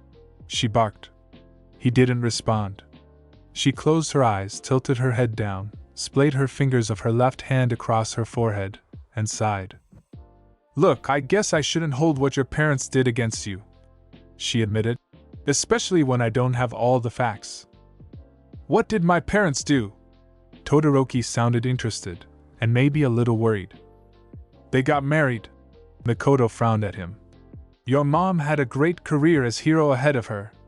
Then, after not even a year, she up and married your dad, and basically just disappeared. Mikoto-chan, I intervened. What you said before. That was deliberately ambiguous on my part. Was Todoroki-san's mother one of the Tokuwadai recommendation recipients? Yup, she nodded. I see, Todoroki-san said. And Tsuyu frowned, remembering our conversation at the arcade. So yeah, I shouldn't take it out on you. Mikoto sighed again. I mean, for all I know, they were legitimately in love. Todoroki-san flinched slightly at that.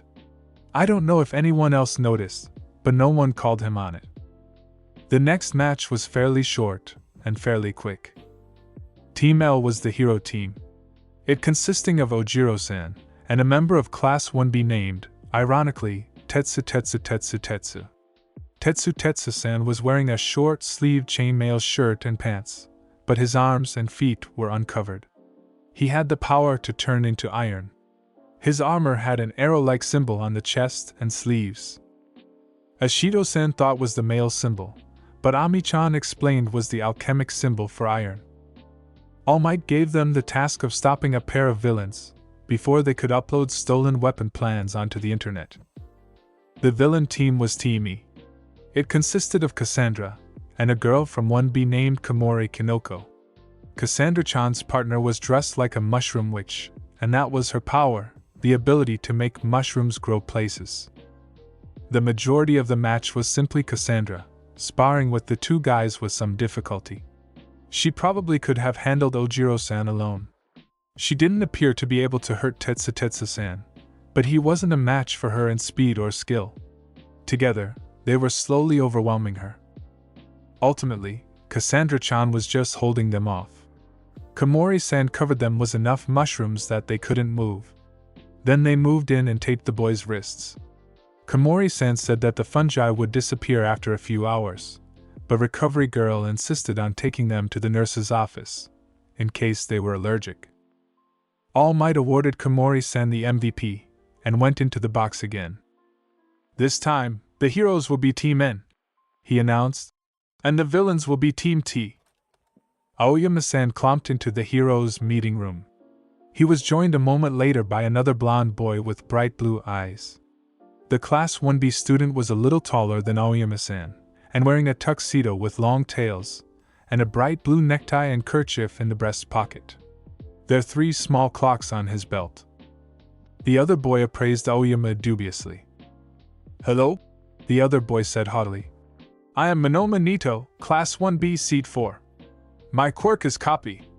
I can copy the quirks of emitter and transform types, but not most mutation types. I can copy up to 3 quirks at once, but can only use one at a time. And after using a quirk for about 5 minutes, it runs out. Right now I only have Tsudaraba's solid air in reserve, so I will need to copy your quirk. If you don't mind, I suppose?" "Of course," Aoyama-san declared grandly. "My glorious naval laser will be that much more magnificent in tandem. Together, we shall easily crush them." "A laser quirk? Yes, that might be useful." Monoma-san nodded slightly. "Bwahahoho!" Momona-san crowed. He thrust his stomach forward, having unbuttoned his shirt and jacket. The beam shot out, exploding the doors off their hinges. "This power is amazing!" He turned aside, carving a furrow in the concrete facade and then shattering a window. "If you villains don't come out," he taunted, "we will blast the building down around you." "Come on!" Momona-san yelled at Aoyama. "Haha," my classmate echoed, uncertainly. "Yes." He fired at a window on the 3rd floor. Aoyama-san used short, controlled bursts, rather than a sustained blast like Momona-san. But with each shot his discomfort grew. And not just mentally. "Come on, Kendo-chan!" Momona-san shouted. "Are you?" The beam cut off as he suddenly clenched his cheeks. His eyes widened in surprise and dismay. "Excuse me," he squeaked softly, and waddled away from the building. After both Monoma-san and Aoyama-san fled the battlefield for the bathroom, Team T was declared the winners. Kota-san seemed relieved. His partner, an orange jet named Kendo Itsuka in a blue Chinese dress, was not. Her quirk allowed her to expand and strengthen her hands. She seemed annoyed that they didn't get to do anything, and exasperated with her classmate. And that was easy to understand. The sight of Monoma-san cackling madly as he blasted away with naval laser. To me at least, he seemed more like a villain, or at least an unstable vigilante, than a real hero. And the way he pressured Aoyama-san to join him in his rampage. "Well," All Might coughed. "Well, since there wasn't really any action to the match, I suppose I can't really make anyone the MVP." Kendo-san walked over to us. "Hello?" she said happily. I'm Kendo Itsuka. She extended a hand to me. And after I shook it, she offered it to Tsuyu, then Cassandra. She also nodded at Ojiro-san, who flinched but returned the head bob. Nice to meet you, Kendo-san, I told her. I'm Midoriya Izuku. Please call me Itsuka, she said. I'm Ajiri Tsuyu, but you can call me Tsu. She said her name is Kane Cassandra. I offered after Cassandra-san signed a greeting. It's nice to meet some other martial artists, Itsuka-san said. You two are mixing karate and gung fu, right? She directed that at Tsu and me. And Midoriya-san is the senpai. Itsuka-san kept going, and she turned to Cassandra. But I can't get a read on your style. I wouldn't say that I have a style, Cassandra answered, though I translated, I have had many teachers, and my main one, my father, didn't believe in sticking to a single, discrete style, Like Jeet Kune Do? Itsuka-san prompted. Tsu frowned in confusion, and Ojiro-san, who was listening, looked thoughtful. Something like that, Cassandra smiled slightly. Well, maybe we can all get some time to practice together, Itsuka suggested. Do you know Ojiro-san? I asked her. We've run into each other at various tournaments. She nodded. Next up we have Team K, Ida Tenya and Kodai Yui as the heroes. All Might announced over all the chatting. And Team B, Jiro Kyoka and Tokage Setsuna will be the villains. Hello? Ida-san said loudly, and snapped down into a 90-degree bow. My name is Ida Tenya of Class 1A. My quirk is Engine, which allows me to run at great speed and kick with great force. It is a pleasure to meet you and I am looking forward to working with you. Ida-san's partner was a girl, about my height. She had a bob cut to her black hair, and sky-blue eyes. She was wearing a red jumpsuit with white highlights and a white skirt. She was attractive, a balanced blend of soft cuteness and sharp beauty in her face and an above-average build. Good afternoon, the girl said, nonplussed. I am Kodai Yui. I call my quirk size. Once I touch an inanimate object, I can control its size for a little while. I can make things bigger or smaller. I think I would have been better on the villain side of this test than I could have shrunk the bomb down to the size of a grape and hidden it. Or blocked all of the entrances. Ida-san agreed. On the other hand, if you can shrink the doors, there is no way for the other team to block us. That is true, Kodai-san answered neutrally. Let us think on this, and determine how best to defeat these villains, Ida-san suggested. You see, from 1A, our villainous adversary is… Hey, Kyoka-san waved vaguely at the other girl. I'm Jiro Kyoka. These things are my quirk, earphone jack. She reached up and touched one of the hanging jacks on her extended earlobes. They are pretty versatile, my classmate continued.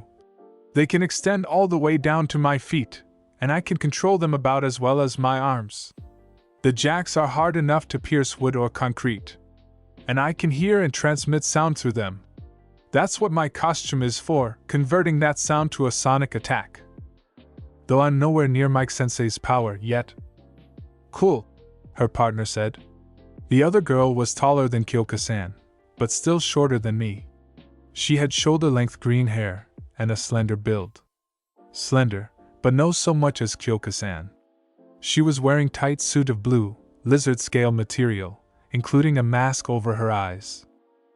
I'm Tokage Setsuna and my quirk is Lizard Tail Splitter. I can split up my body and make the parts fly around. Like Buggy, but I'm not immune to sharp objects. And if one of my parts gets destroyed, I can regrow it. But that tires me out a lot, so I try to avoid it. Buggy? Kyoka-san prompted.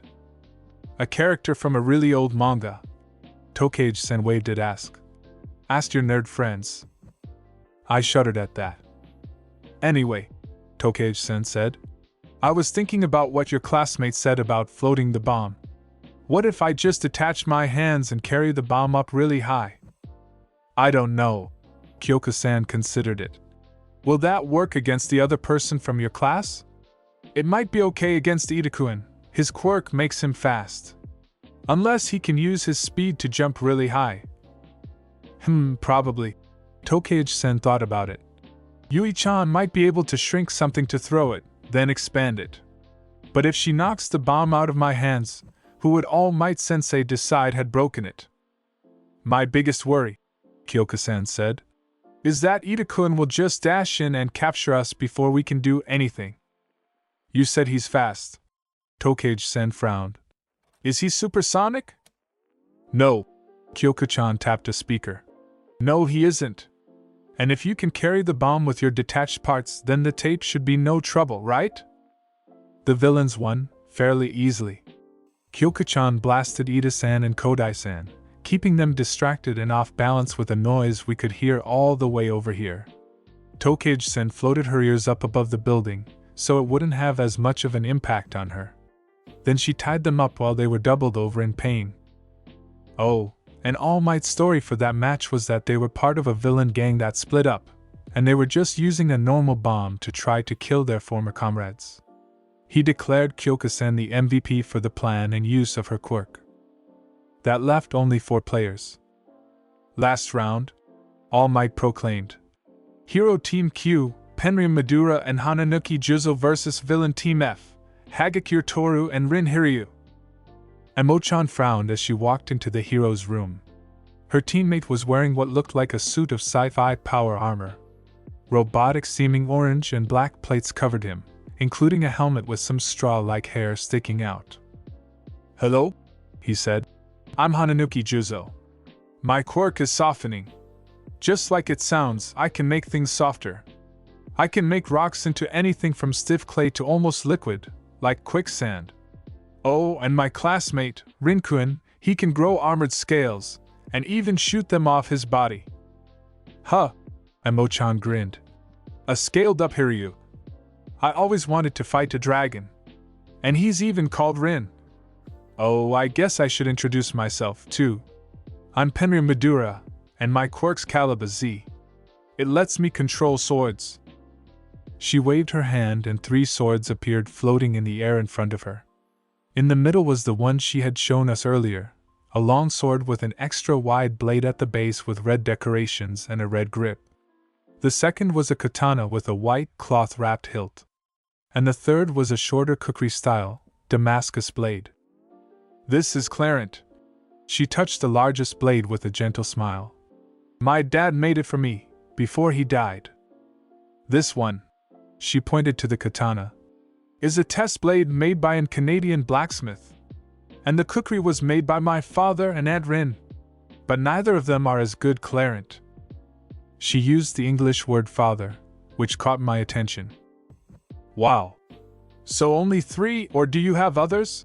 He asked, cocking his head to look at the floating blades. And why just swords? Is it personal preference? I can only bond with 3 at a time, she confirmed. But my father only can bond with 1. Though she does have a better range and power. At least for now. Then Emo-chan shrugged and added, I don't know why it is just swords. Why do so many people's quirks not work on living things? How does the Fukidashi guy make noise words both appear and happen? There are lots of strange quirks out there. Mine and Dad's and Father's just happen to be limited to swords. So what do you want to do, Panner? Call me Emo-chan, she said quickly and firmly. Then she frowned and added, Oh, and I guess I should say that Hagakure's quirk makes her invisible. Just her, all the time, she can't control it. Then Emo-chan. I could hear the frown in his voice, even though I couldn't see his face. Do you have any ideas?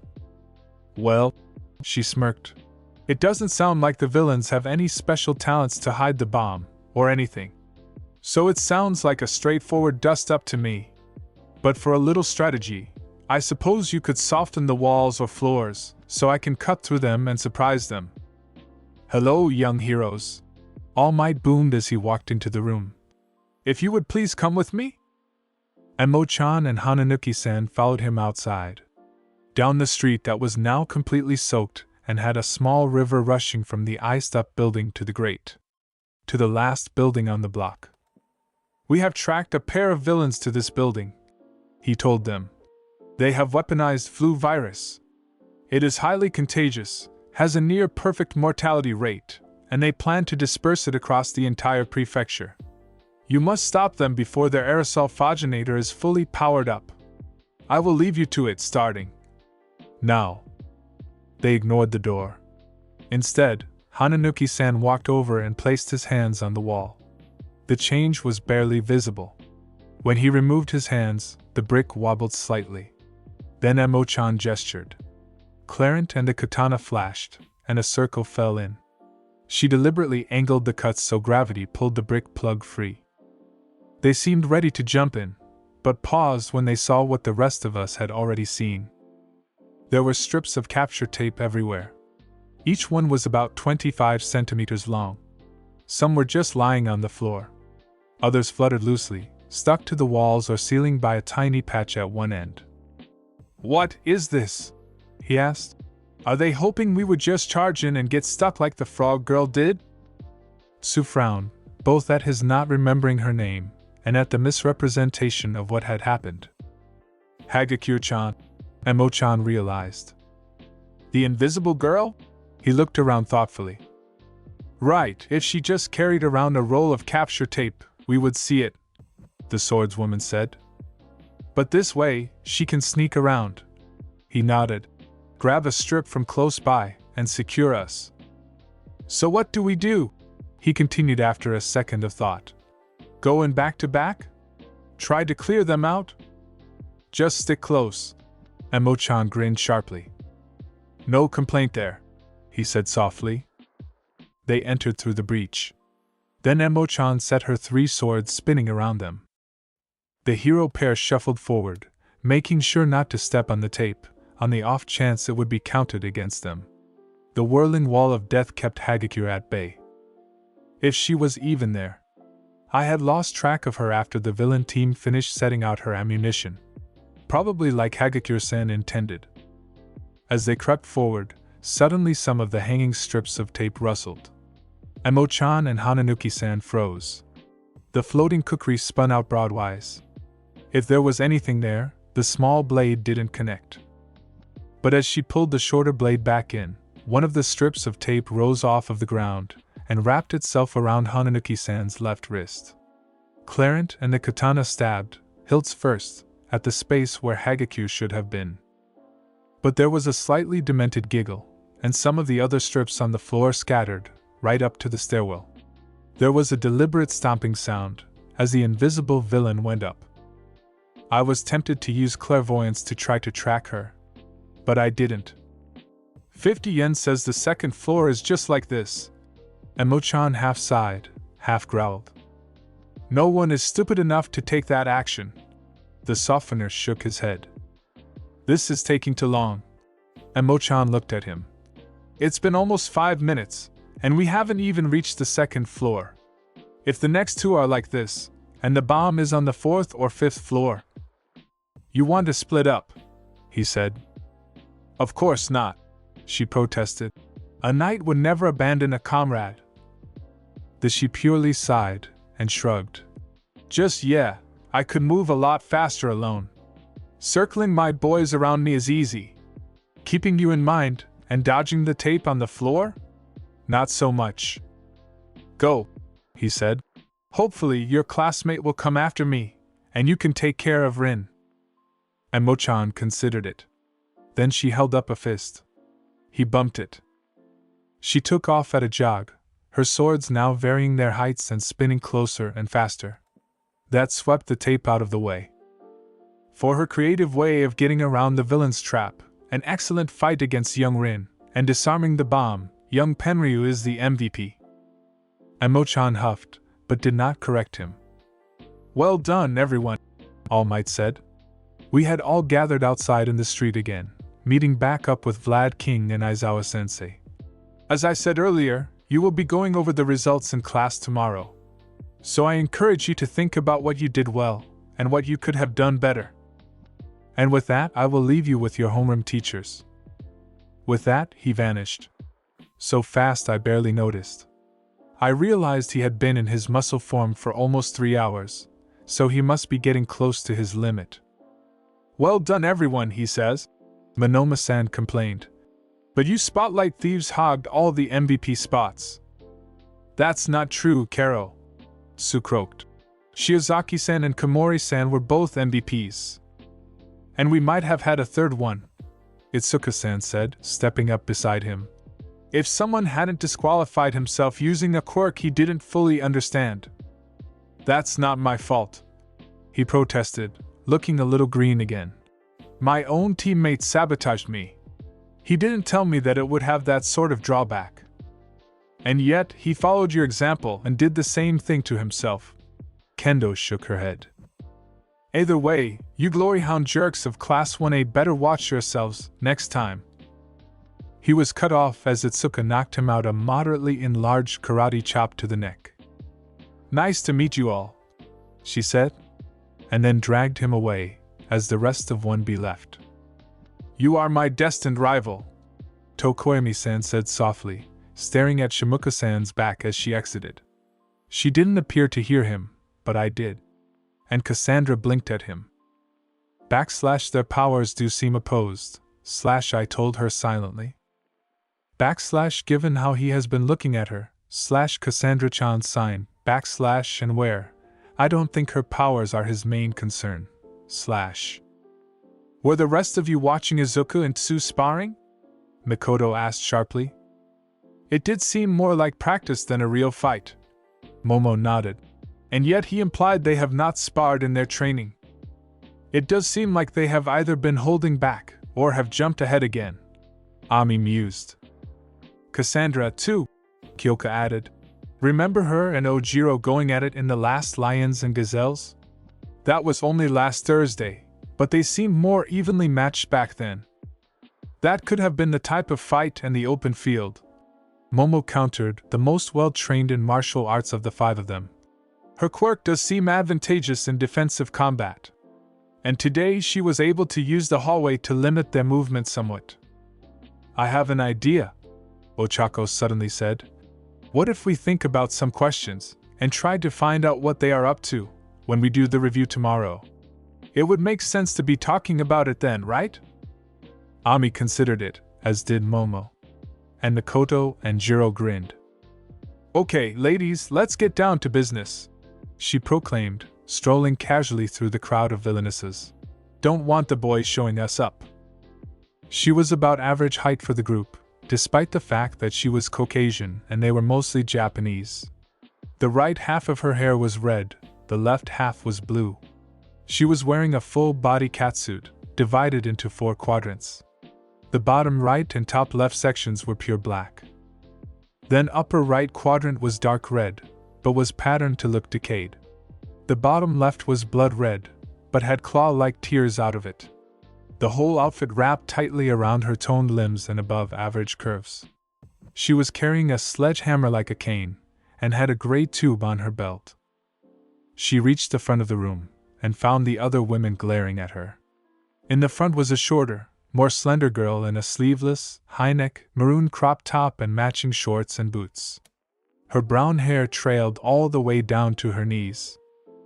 Next to her was a woman in black, except for gray and purple striped sleeves, and her hair was like snakes made of concrete.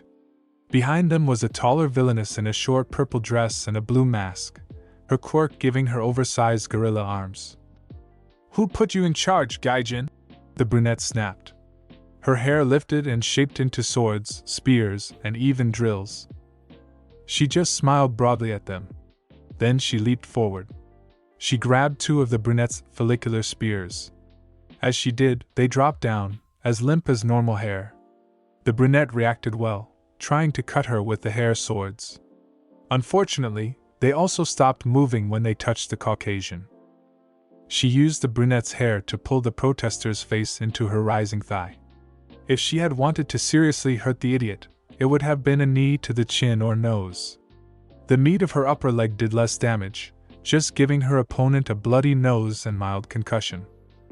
Then she tapped the stick end of her sledge against the back of the brunette's knee, forcing her to kneel. Then finally, she snatched the duct tape off her belt, and wrapped the protester's hair from just below her shoulders all the way down to the tips. Then she casually flipped backwards. She landed with the tape spinning around the haft of her weapon, again holding it like a cane, just this time hammer head down. And she glared at them. Most flinched. "Listen up, bitches!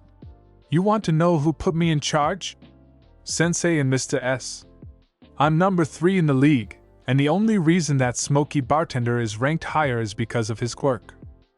Somehow, none of them doubted her. "You don't want to be here? You content to be small fry? Fine. Leave. No one is forcing you to stay. But if you want to be useful, you want to show those testosterone-addled jackasses something? Then shut the FUCK up, and let's get to work." Then she smiled sweetly at them, and the murderous rage seemed like a bad dream. "Because there is no way I am going to look bad in front of Pooh. Mr. S." Then she rolled her eyes at the recovering brunette, who was clawing desperately at her gummed-up hair. "And someone want to get some scissors, so we can give Mindy here a trim? My name's not." The brunette started to argue weakly. The leader's smile widened, and the head of the sledge came off the floor. "I can be Mindy," she whimpered. Phew, what a roller coaster, right? Part 3 of What If Deku Had the Gamer Powers was nothing short of amazing. I hope you had as much fun watching as I did making it. Now I want to hear from you. Share your thoughts, theories, and predictions down in the comments. I love reading your insights. If you loved this video, and I know you did, show some love by smashing that like button and sharing it far and wide. And if you haven't joined our incredible community yet, what are you waiting for? Hit subscribe, ring that bell, and be a part of our epic journey. Trust me, you won't want to miss what's coming next. Once again, a massive thank you for being the best audience ever. Your support fuels our passion, and I can't wait to bring you even more thrilling adventures. Until next time, this is Chronos, signing off. Catch you in the next video, my awesome friends.